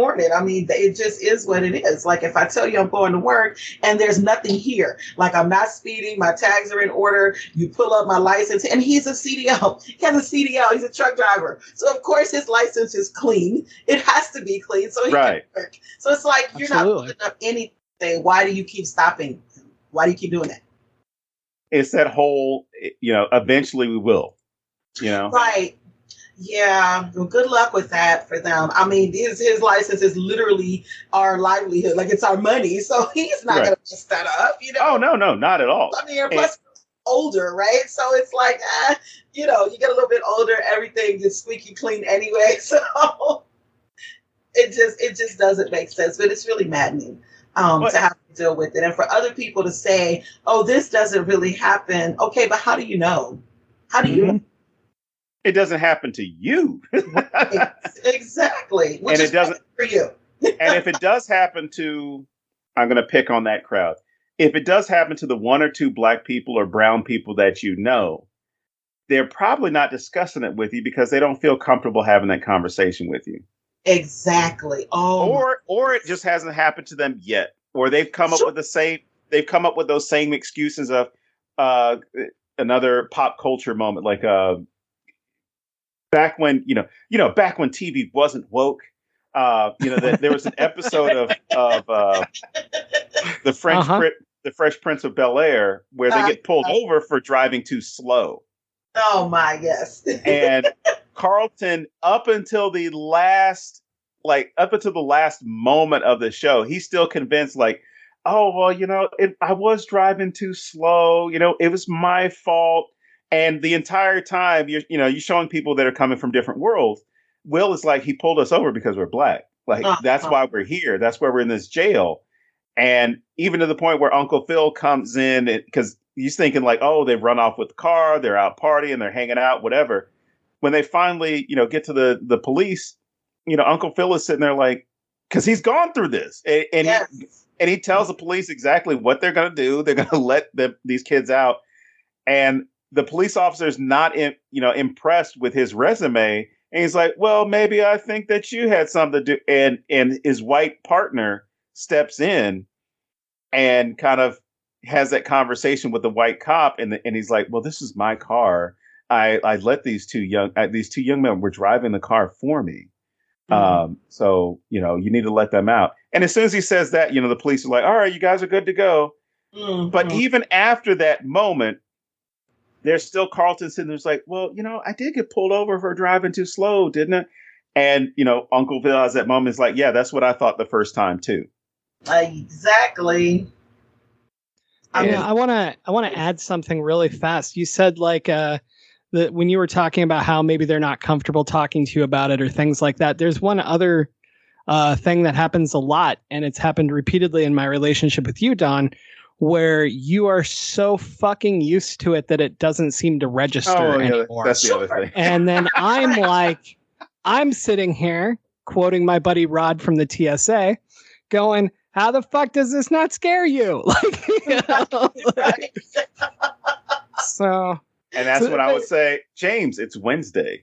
Exactly. But I mean, legitimately, there's so many times that it's just so commonplace to you. And I still don't know what to do with that. But that's another option as well. Well, no, I agree with you. And I add this to it, which is you get so used to it, you get desensitized to it. And then you do have those moments when you have the whole I'm sick of this shit moment. Where you kind of like, there's some little inconvenience. I don't even want to call them inconveniences, but there's some moments where it's an inconvenience and it happens. And there are moments where it's just like, it was just the wrong day for it to happen to you. Exactly. And those are those days when I think you check in on me more than anything. You're like, hey, what's going on? I was like, fuck all this shit. Yes. I feel like there's so many of the other way around. Well, you don't get to see that because you're not in person. So that's true. Yes. It is cumulative that way. That some days it's not as bad as others. And then all of a sudden one day it's like, you know what? I'm sick of all of this. Yeah. And it's one of those things where it's really, I don't want to say it'd be really hard to find or talk about it. It's just one of those things where you're like,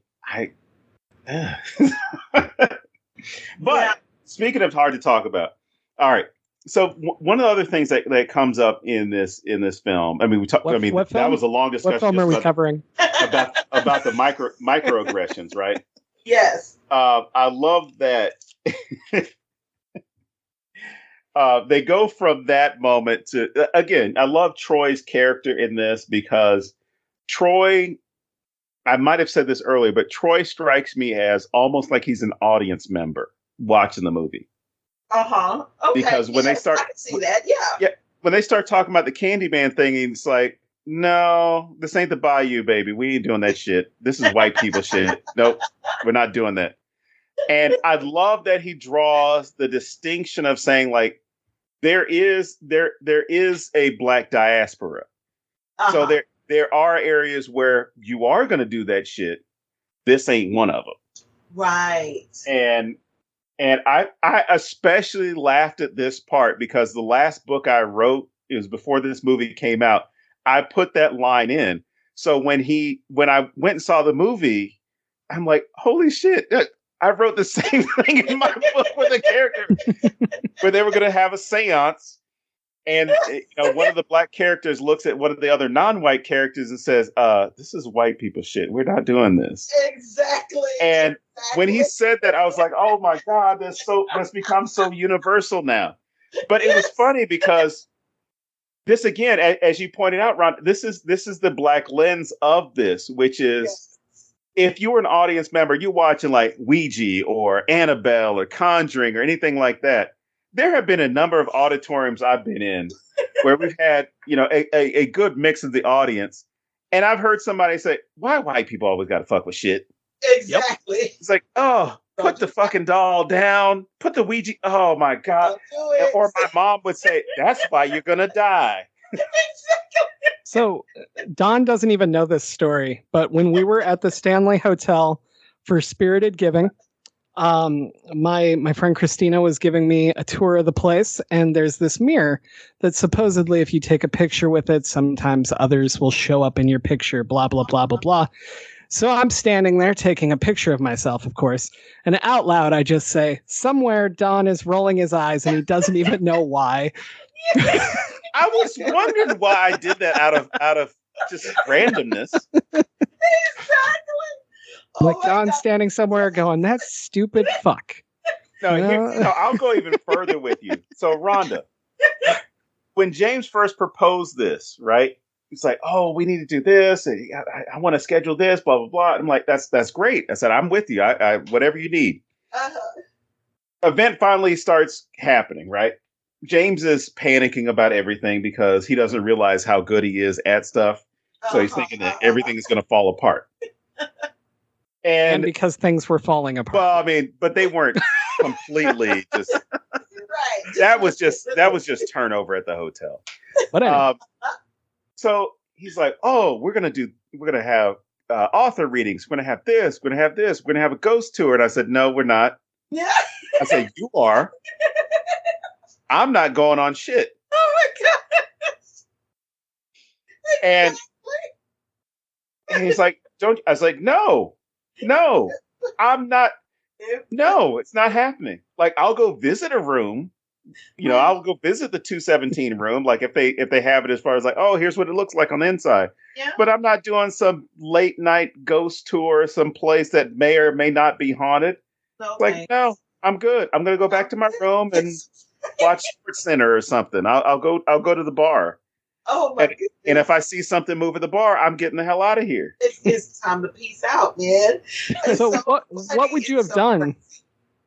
What would you have done if I pulled out a Ouija board in the room? I would have left.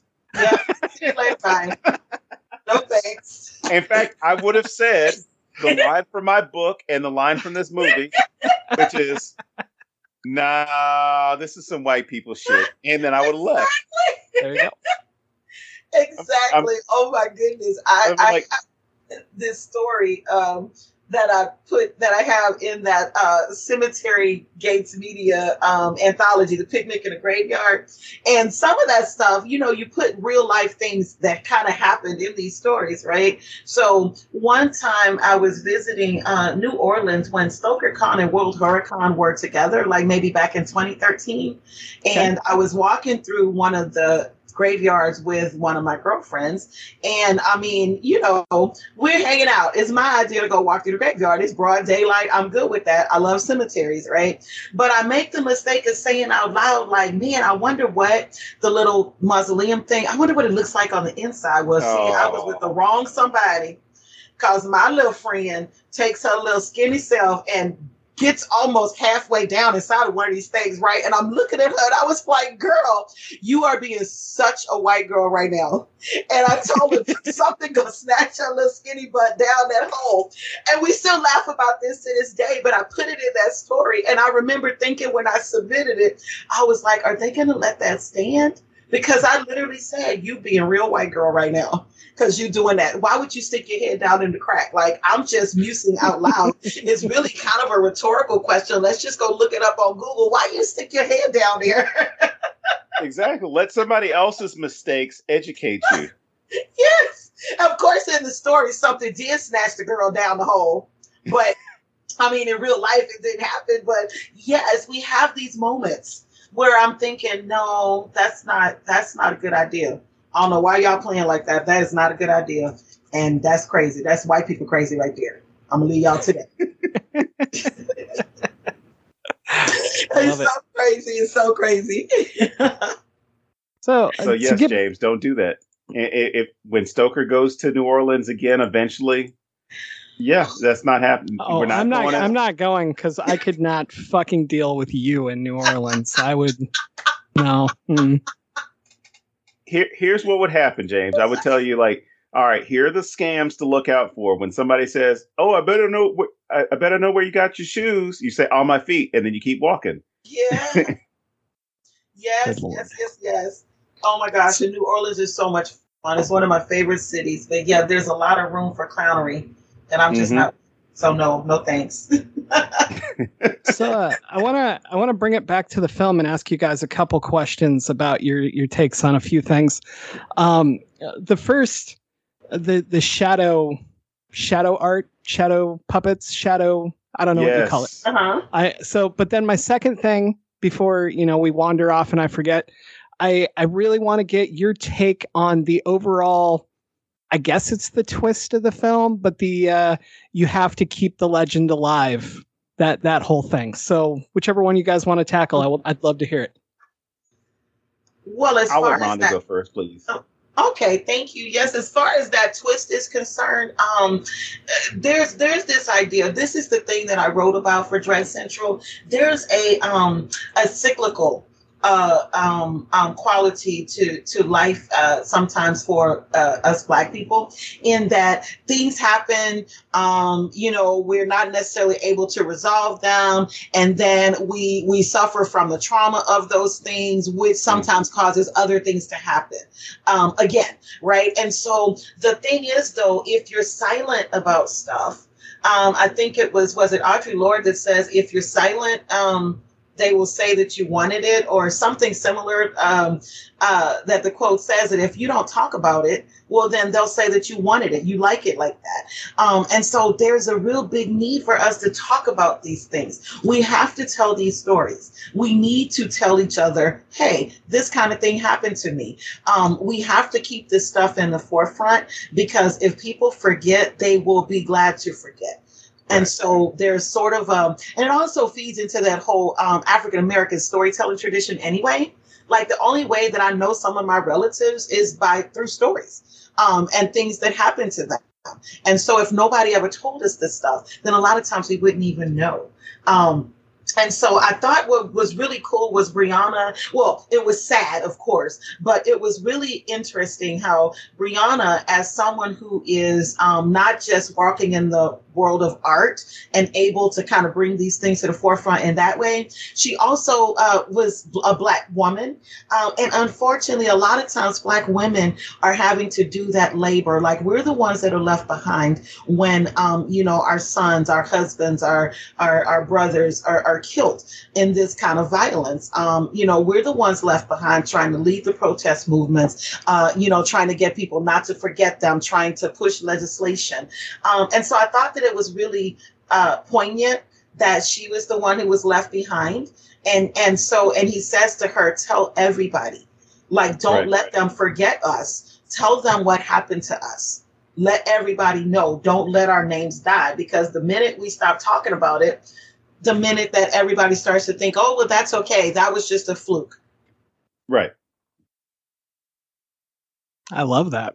I don't have anything to add on to that, James. I don't think anybody could. So I'll just talk about the shadow puppets, because I can't remember what the actual term is, but I think they've just been referred to as shadow puppets. I looked at it today, and I should know, but like I said, I'm burnt the fuck out and can't remember anything anymore. So. As you should be. It's understandable. But yeah, go ahead. Well, I guess to jump in on that, the quote. I'm sorry, I have it in quotes. The comment, the hive, right? Uh-huh.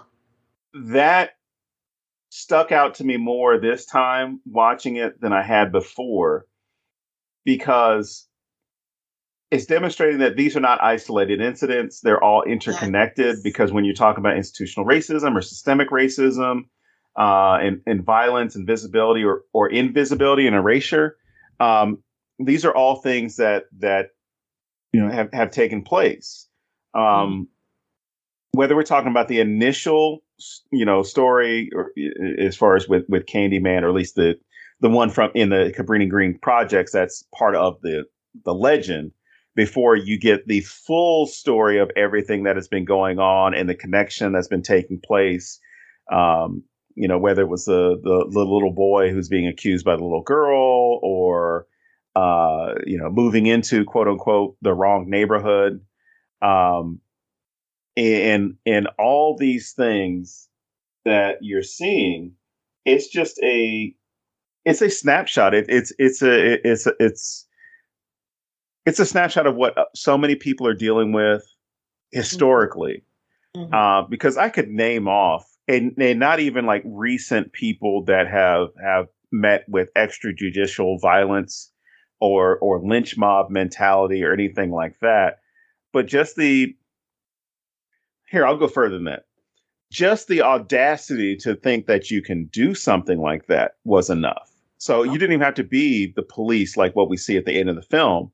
It was the idea that if you were non-Black, you could get away with this stuff. And primarily, when we're talking about white communities themselves, you could get away with that because of the numbers, because of things like the psychological wages of whiteness, with the way that racism is and is perceived and the way that it acts out.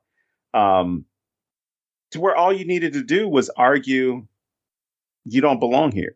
This person violated whatever the social contract, the social norm is, and for that, they need to die. So it could be anything from a little boy playing with a toy gun in a park. Mm-hmm. It could be a Black woman who decides, I'm going to talk back to the police. It could be, it could just be, I looked at somebody. And the one thing I wrote down, which I think it would have been good to include, but it would have been bad to include because of the Candyman narrative. Uh-huh. If they did a series with the paper puppets, the shadow puppets, because you'd be able to talk about a lot of racialized violence that takes place. But by going with generics, as far as like this little boy who gets accused of something and this man who moves in, by not giving them a name, you give them a story, or at least you give them a part of this story, give them visibility, as opposed to if you had someone like Emmett Till used in the shadow puppets, it would take away from what his story is.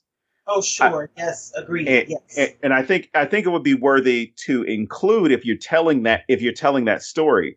But the greatness of having these being anonymous stories is you immediately think of so many different things. When the little boy was on the bike and, he gets accused and they drag him off and everything like that, I'm thinking about Emmett Till and Tamir Rice. Those are two that come to mind right off the bat.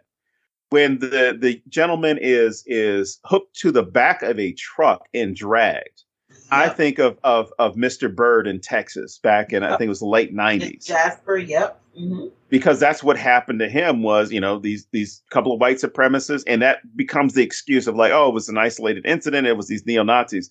It's not an isolated incident. We have a system that tolerates that.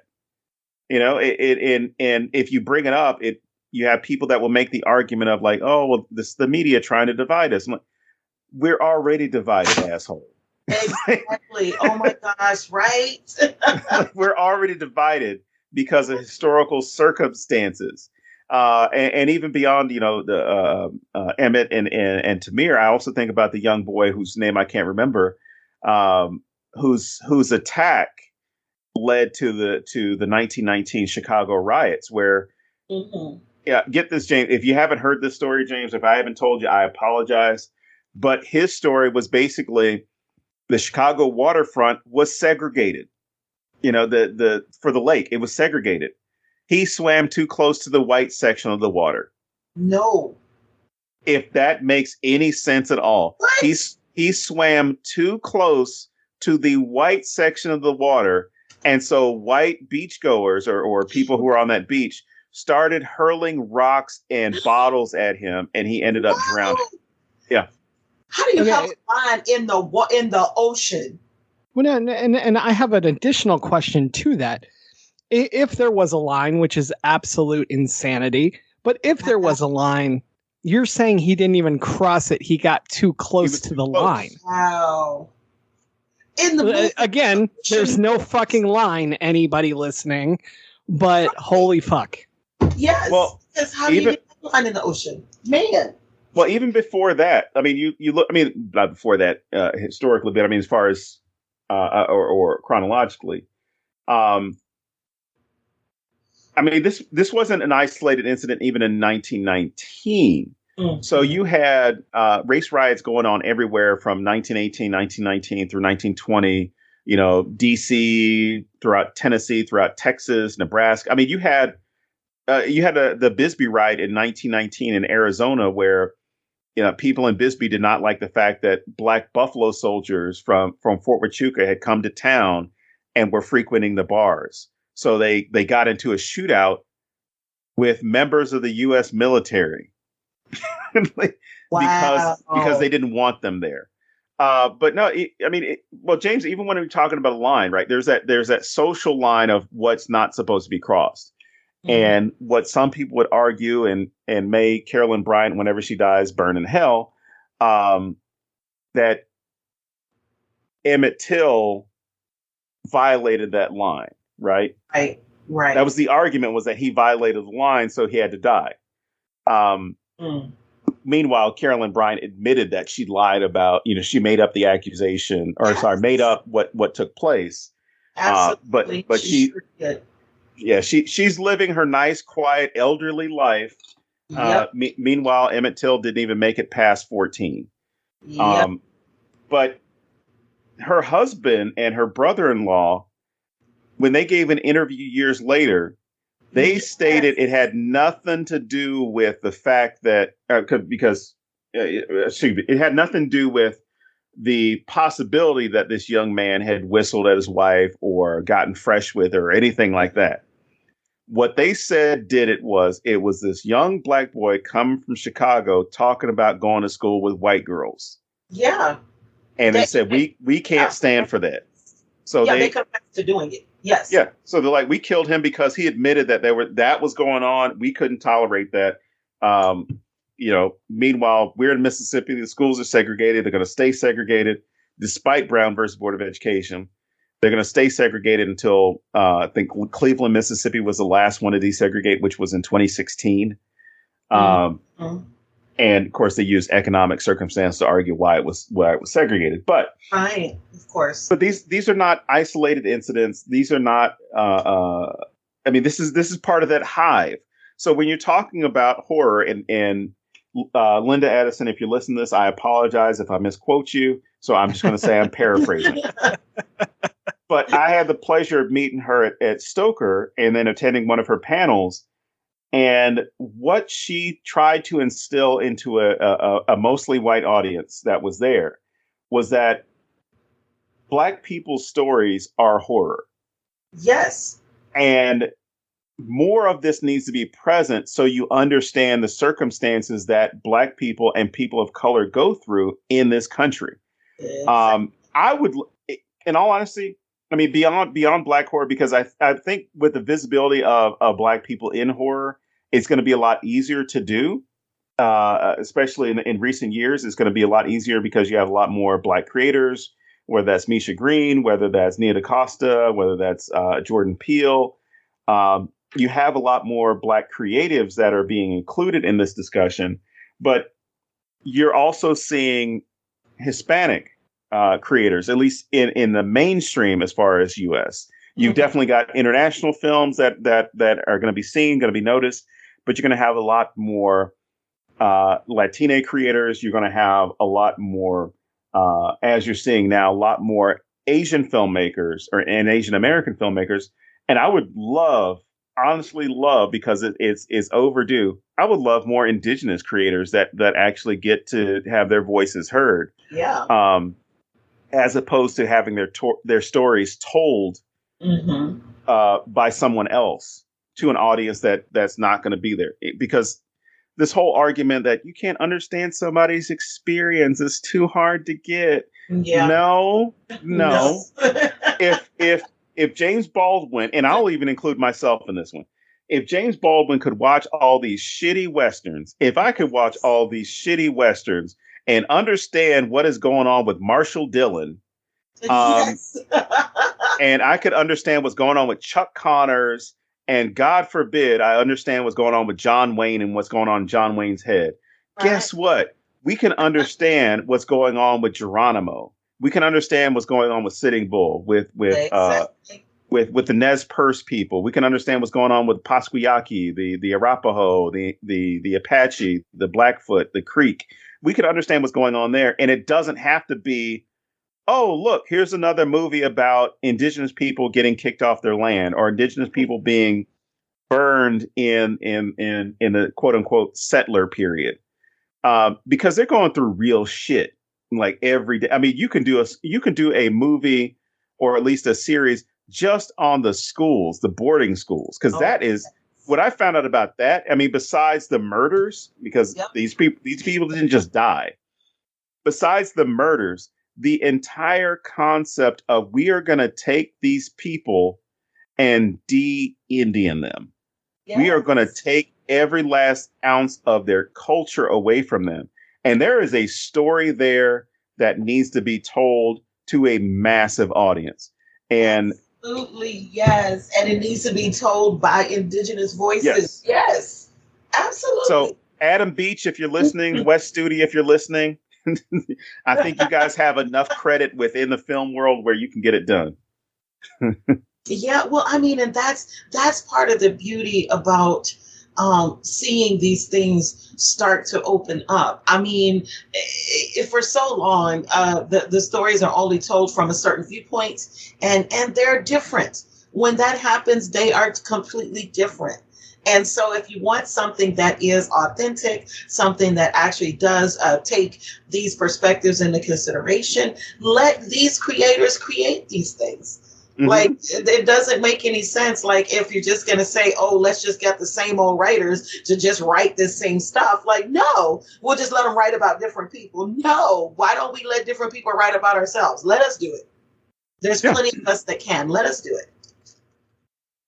And Denzel Washington had a great, I'm sorry, James. No, go ahead. Well, Denzel Washington had a great response when someone asked him why he chose to direct Fences. And said, he said, this needs a Black person's touch. Like it needs a black person's eye. And they were like, I don't know if they were actually confused or it was that whole I'm feigning confusion because I want to pretend like I don't understand. Yeah, probably the latter. Yeah.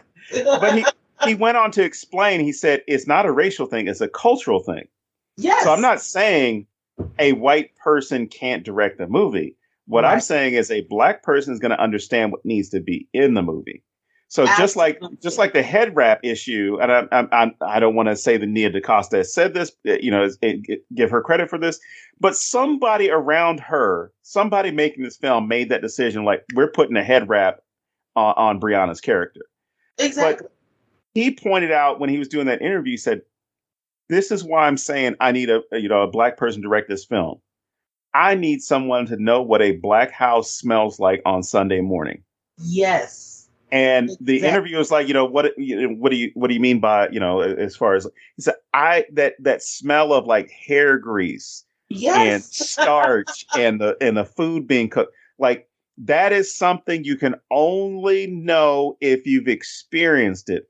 Now, you could be a white person raised with black people and get that, right? Right. But he's saying like, ideally, I'm going to have somebody who's going to know that experience because they're going to pick up on all the nuances. They're going to know what's wrong with a picture. They're going to know what's wrong with a scene or how somebody would say something, like how simply somebody might even pronounce a word. Yes. Like this person is from here. Yes, they are black and from this area, but the way they would actually pronounce this word is this way. Whereas, there are these big arguments, which I love, that come up on social media because, again, it explores the black diaspora, where it's little things like, how do you order a Coke or how do you order a soda? And then somebody will say, oh, I say Coke. And then somebody's like, I say cold drink. And you see how this kind of runs the gamut of having different experiences under one umbrella. Right. And whereas you might have a black person, we just say, give me a Coke, and it could mean anything. And that could be a Southern thing. But even if you get into the South, then you divide it even more because within those different regions within the South, there are going to be things that are going to be specific to that area. Where if you say cold drink, it means a soft drink. It means a soda. It does not mean something alcoholic. Right. If I say, give me a cold drink, give me, Kool-Aid, soda, whatever. Yes. I want something that's nice, that's going to refresh me. I'm not looking for something that's going to intoxicate me. Exactly. That's a different thing. That's a whole different thing.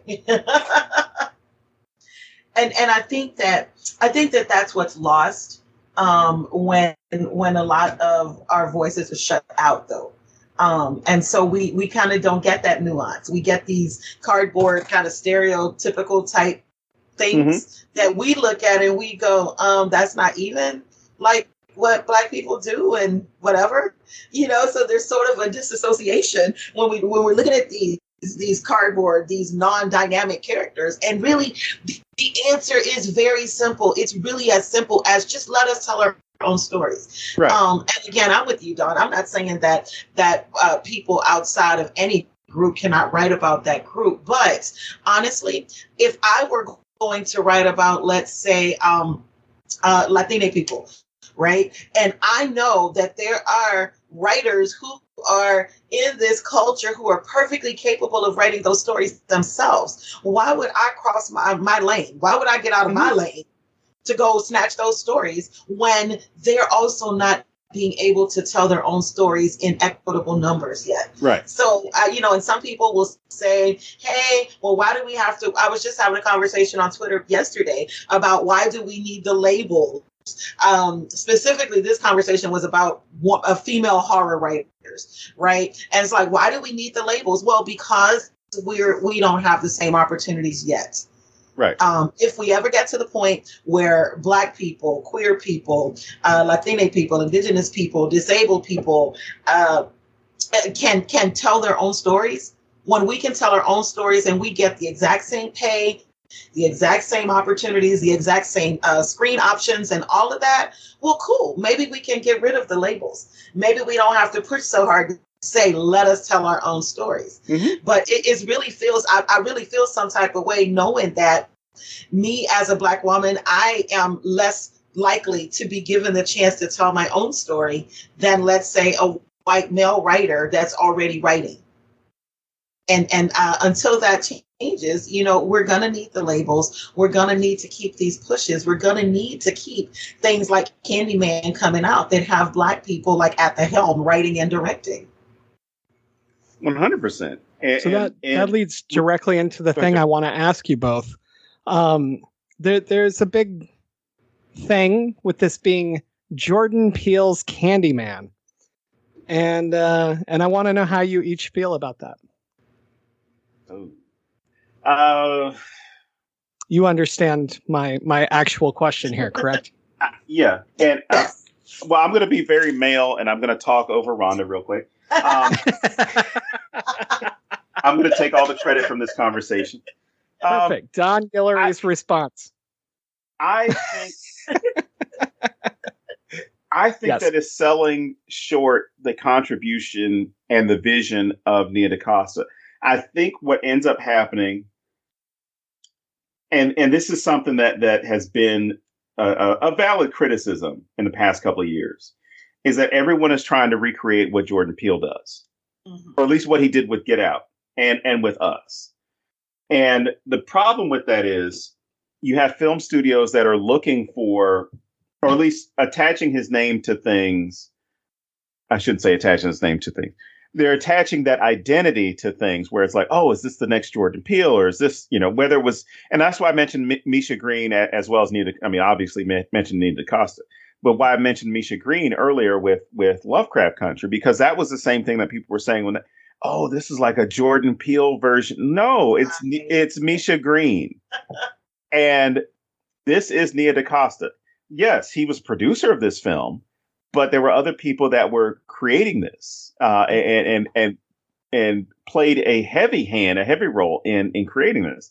So I think it helps, but it hurts at the same time. It helps because when you have that name attached to it, it's like it's just like saying, oh, this is a Spielberg movie, but it just happened to be Spielberg's production company that's attached to it, or Spielberg had something to do with getting it greenlit, right? Meanwhile, it was somebody else who was directing, writing, and heavily involved in it. I think it helps as far as the name recognition, to where someone is going to go out and watch, because they may not have heard of Nia DaCosta. They look at it and like, well, I don't know who the hell this is. Oh, great, they're making a remake to Kane, which that was the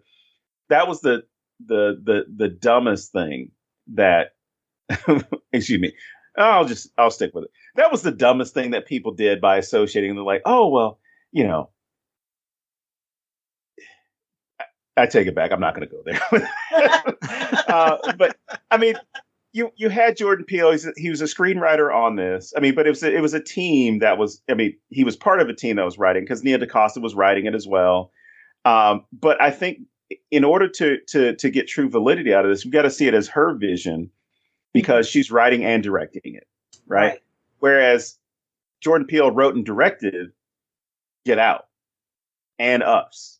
So those are definitely his things. But to have that name recognition along with it, you're going to have people that are going to go and see the movie because they think, not that they would think this is something like Get Out, but they're going to see that name, and it's going to be able to elevate Nia DaCosta. So I don't know if this is a thing of careful PR and understanding the pull that Jordan Peele's name has, and it's the old adage of once you've gone up on the elevator, you send it back down, and it's his ability to use his name in order to get other people projects or get involved with things, or kind of like James does, where it's like, hey, this is my friend so and so, and then he walks away.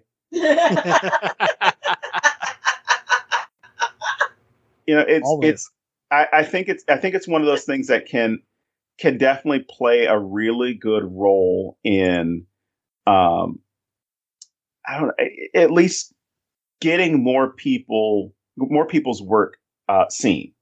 Yes. And this is a great one to go with. I mean, she had me hooked when I first saw like the little short that was introducing that it was coming back. And even then, I think the PR was from the creator of Get Out comes Candyman, or from the same person who wrote Get Out. But I think with this, it's going to open up a lot of doors where I'm going to see, somebody like Nia DaCosta, because I think she's directing the Marvels movie. So she's now somebody who's seen as bankable. Yes. Yep. So she's in the Marvel Cinematic Universe now. Whereas they've already had award-winning directors join. So now you're going to see, as you did with Eternals, and I think it was Chloe Zhao, who directed that. Where you got to see her vision of that. And the same thing is going to happen with the Marvels, where you're going to see Nia DaCosta's vision of this, because you know what? Black people go and watch comic book movies and superhero movies and action movies and romantic comedies and things like that. And there are so many of these movies where you're turned into ancillary characters or a fetish or just not, or you're a background character. So it's going to be interesting to see the positivity that comes from her eye. The same as we saw the way that Jordan Peele's representation in horror changed people's perspectives, and not seeing horror as something that's, I know this might not be a suitable comment, but it's an old one. You're not going to see, horror as the redheaded stepchild or the bastard child within film. It's going to be taken a lot more seriously. And, between Guillermo del Toro, I'm going to include Nia DaCosta in this as well, and a lot of people that are adding their eye to it, their personal experience, the horror, the fear that people deal with. It's got a bright future, especially when you talk about a heavy subject like this and throwing Candyman in, as opposed to having Candyman attack vulnerable people. I don't know how many hours you're trying to keep Rhonda here, but no, well, I completely agreed with what Don said. And it's helping to elevate her. And I mean, she's building her own portfolio. I mean, rightfully so, and getting the attention that she deserves to have. But I mean, the reality is there's sort of a hierarchy to these things, and I don't know that it would have had as good a reception if they had just touted it as a Nia DaCosta work. I mean, there's a lot of people out there that still don't think that women, especially Black women, can do wonderful things like this. And so I think that I'd like to believe that it was, as Dawn said, very careful PR for Peele to attach his name to kind of help bring her up behind him. That's what I really hope, because I think that's what's going to happen.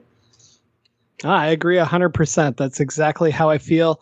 I feel, if anything, like the only thing that you could do differently that might work would be to do from Jordan Peele, the producer of this, comes Nia DaCosta's blah, blah, blah. Right. But even then, I really feel like Americans in general don't have that attention span. And I feel like, for lack of a better term, let's just be honest. I feel like Jordan Peele is accepted by white America, so then they go to it. Absolutely. And you have to use that, because that is how you open the door for everyone else. And so while I hate that Nia was pushed down a little on this, I hope it worked out spectacularly for her with Marvel, and that everything takes off and is amazing. All right. Since we're already way over time anyway, do you guys have anything you want to add before we wrap this up? Candyman. Just that, yeah, exactly. I'm not going to say it. I'm not doing that. I'm not playing a game with y'all at 11:30 at night. No. Did you ever hear that Christina Aguilera song, Candyman? All right. Anyway, no, really. What do you have to add? Anything else, guys? I would add simply this, and this kind of goes back to the Hive thing, actually, I guess there were a couple of things that we missed, but something that I thought was very remarkable, and again, it's one of those things I noticed it as I watched again and again. I was waiting for the young lady who took a picture at the at the gallery to come back. Because when I first watched it, I was like, okay, well, this is kind of, a throwaway moment. This is a kid that's bored. She's taking a picture and she's going to post it on Instagram or something, right? Mm-hmm. So as I think I forget that she comes back every time. So at this point, it was the same thing. It was like, oh shit, this is the part. This is the part. So when she convinces her friends, which it seems like there's no convincing it at all. It's kind of like, yeah, we're just going to go ahead and do it. Except for the one friend who's like, fuck you, I'm out. I'm leaving. Which that's the smartest kid of the bunch. Yeah. But the whole idea of these kids get slaughtered after they say this, say Candyman 5 times in the mirror. And the fact that it happens right after they're bullying another girl. Uh-huh. And not to mention it is a young black girl that they're harassing. Mm-hmm. So that when it takes place, she initially thinks that they're still messing with her by, the banging on the door and all that stuff. Right.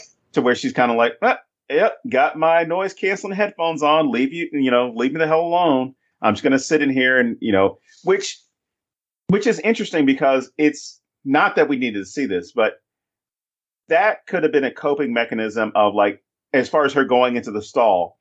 Oh, these girls are in here. I'm going to the stall, so I'm not bothered until after they leave, as opposed to I'm coming in here to go to the bathroom. Mm-hmm. So it was one of those things I looked at because I've been that kid where it's like, I'm just going to hang out over here away from you, maybe behind a door or whatever, and let you guys leave. And then I'll just go wash my face or put on, in her case, put on my makeup or do some stupid dance in the mirror. Right. Whereas I hate to say these kids deserve to get it, but they didn't present themselves in the nicest light. So there was that, but then there was also to make that circle with the whole idea of people getting what they deserve, and that's the police. Yeah. At the end, and we kind of mention it, but I would argue that as opposed to being a villain, Candyman is a superhero. Yes, absolutely. In this sense, absolutely. Right? In this iteration, he absolutely is. And that's because he is wreaking vengeance on wrongdoers. I think that there was a line even at the end that said something like that is you'll say that you were the hero or something like that, but you weren't, or something to that effect. I'm glad you brought that up. Because one thing that I know that's kind of complaints when I went to go watch it the first time I watched it with a few other people, and they were like, well, why did Candyman kill the little black kid in that bathroom in that one scene? And, I argue with them that I'm not so sure that Candyman did kill that kid. We had the guy, what is his name? Billy or William? Is it? Yeah, Billy. Well, William when he's a grown man. Yeah, William. Yeah, he's the one who actually saw that happen, and I'm not so sure that he wasn't the actual murderer in that case.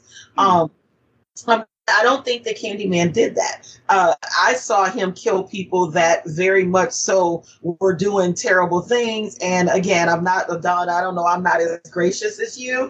I'm going to say, yeah, they needed to get off. I mean, somebody got to die. They may as well be ones. And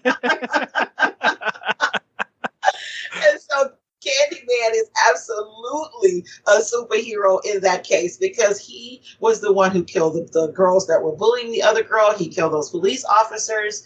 Now, of course, we got to think about the art critic, though. Like, what exactly did she do to deserve to be killed? I mean, she's a part of the establishment, and she had the whole microaggression thing going on. So, I don't know, I guess. But I don't consider her to be an innocent bystander completely. Right.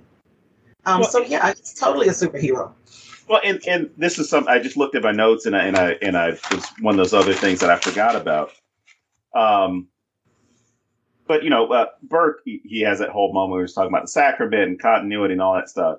right? And so it leads to this moment where, he calls the police because he's trying to keep this legend alive. He's like, "Oh, he's here. He's the guy he's the guy you're looking for. He's killing," doing the whole thing, doing the whole routine because he knows like he has to die. Yeah. Right. Yeah. To keep the story alive. Mm-hmm. And what stood out to me and really stands out to me, and I'm going to watch it again just to see, when the police come in and they immediately start shooting, there is no regard for the safety of Brianna at that point. Like they walk in, like if she had been hit with a bullet, she would have been hit with a bullet. Oh, yes. Yeah. And it immediately made me think of Fred Hampton because we're talking about Chicago. Yep. As far as the way the police just started shooting. And then that moment where they say, and the quote changes depending on who's saying it. But of course, Fred Hampton's wife says that the police made a comment and said, "He's dead now," or he should be dead now, or "I think he's dead." So when the police officer made that comment of like, "I think he's dead," that immediately struck me because Brianna was laying or holding Anthony, or at least Candyman at this point, in two ways. One, in the same way that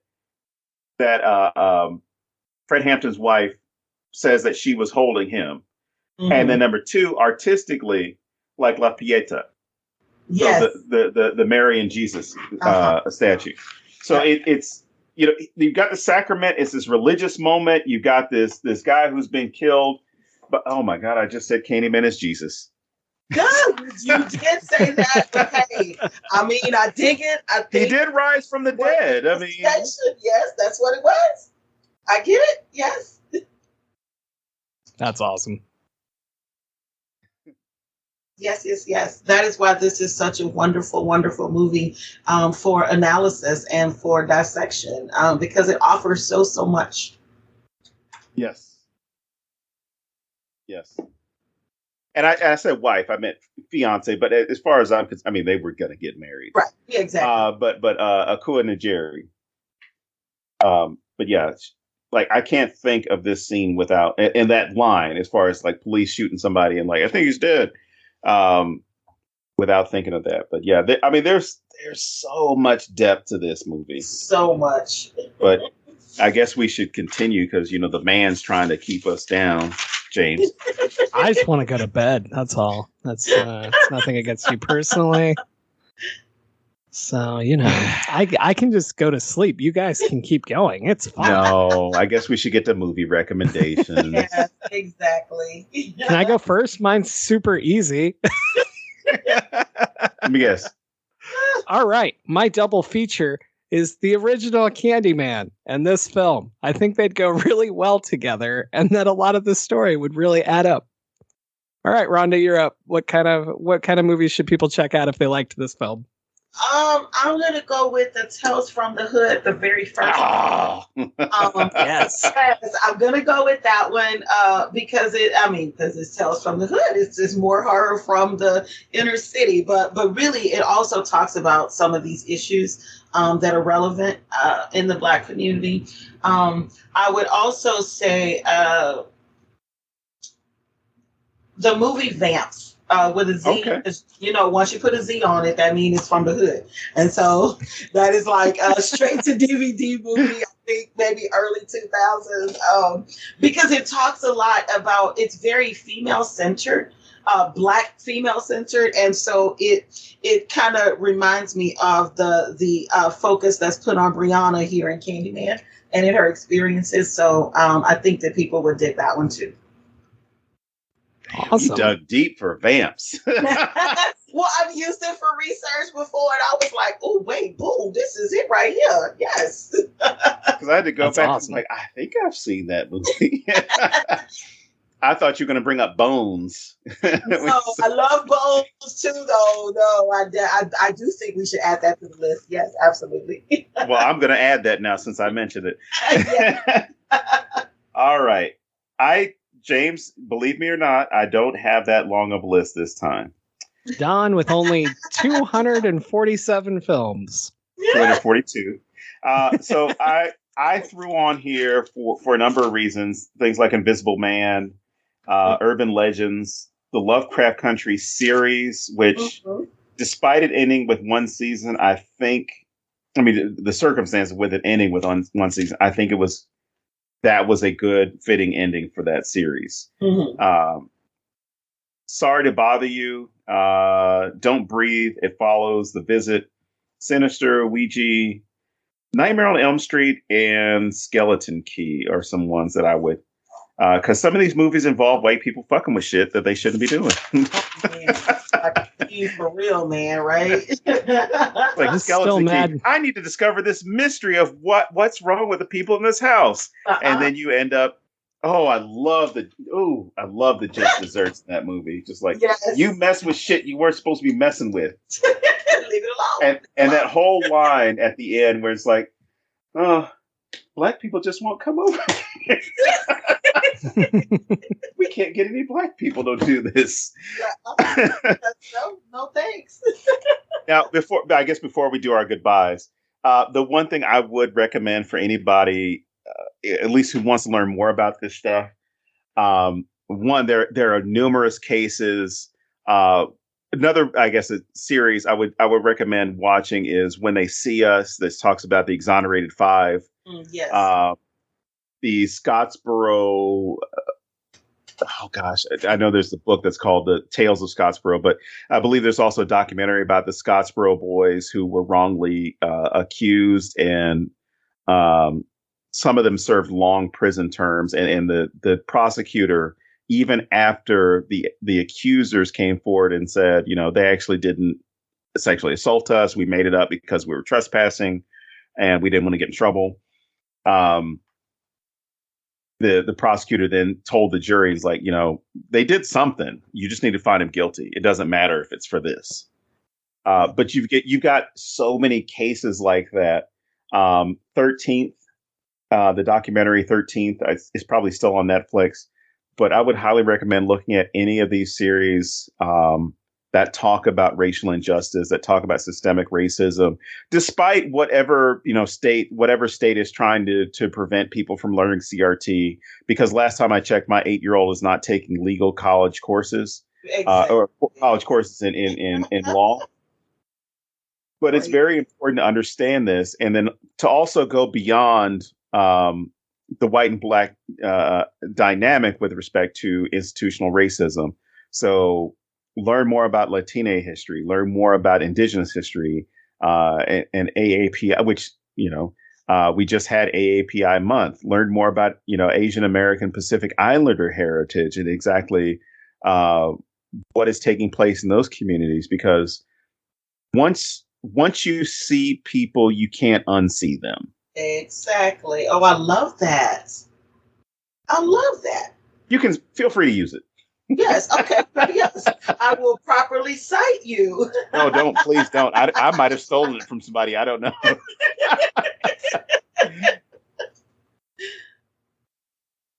Oh, man.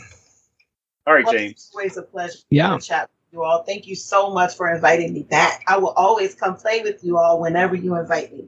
I know. Sweet. We're going to hang out at Stoker next year, so Get ready. Yes, I'm going to be so ready. I'm excited. I'm going to listen to the Rhonda Dawn show every week. Wow. From the what? No, see, I'm just trying to leave like always. No. So you can't. It's just like I told you. Like after the Stanley and Stoker, you're not going to be able to quit the show. And then what happens? And there you go. That's just life.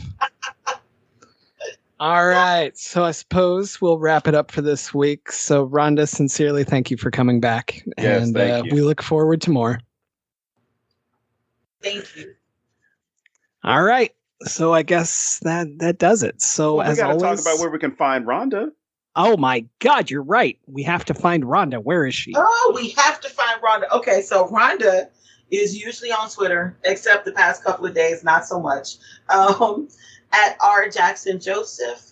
And I will hopefully very soon have a newly minted website at www.rhondajacksonjoseph.com. Nice. Well, that'll be great. Yeah, that'll be great. Finally, right? And you guys better be visiting her page, giving her hits. Yes, please. Yes, please. Don't come to my page, though. If you don't go to her page, if you don't go to her website, you're racist. Anyway, just throwing that out there. It's true. You heard it here first. All right, so we will wrap it up. As always, I am James Sabata. James, say my name. Say his name. Candyman, Beetlejuice, what?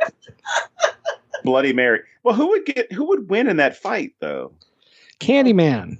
Okay. Yeah, Beetlejuice just sits around and doesn't fucking do anything and whines about life, and Bloody Mary's like an old white woman. Candyman's got this shit. All right, good. We'll have to remember that when we do that panel. All right. We will see you next week here at thenecronomid.com.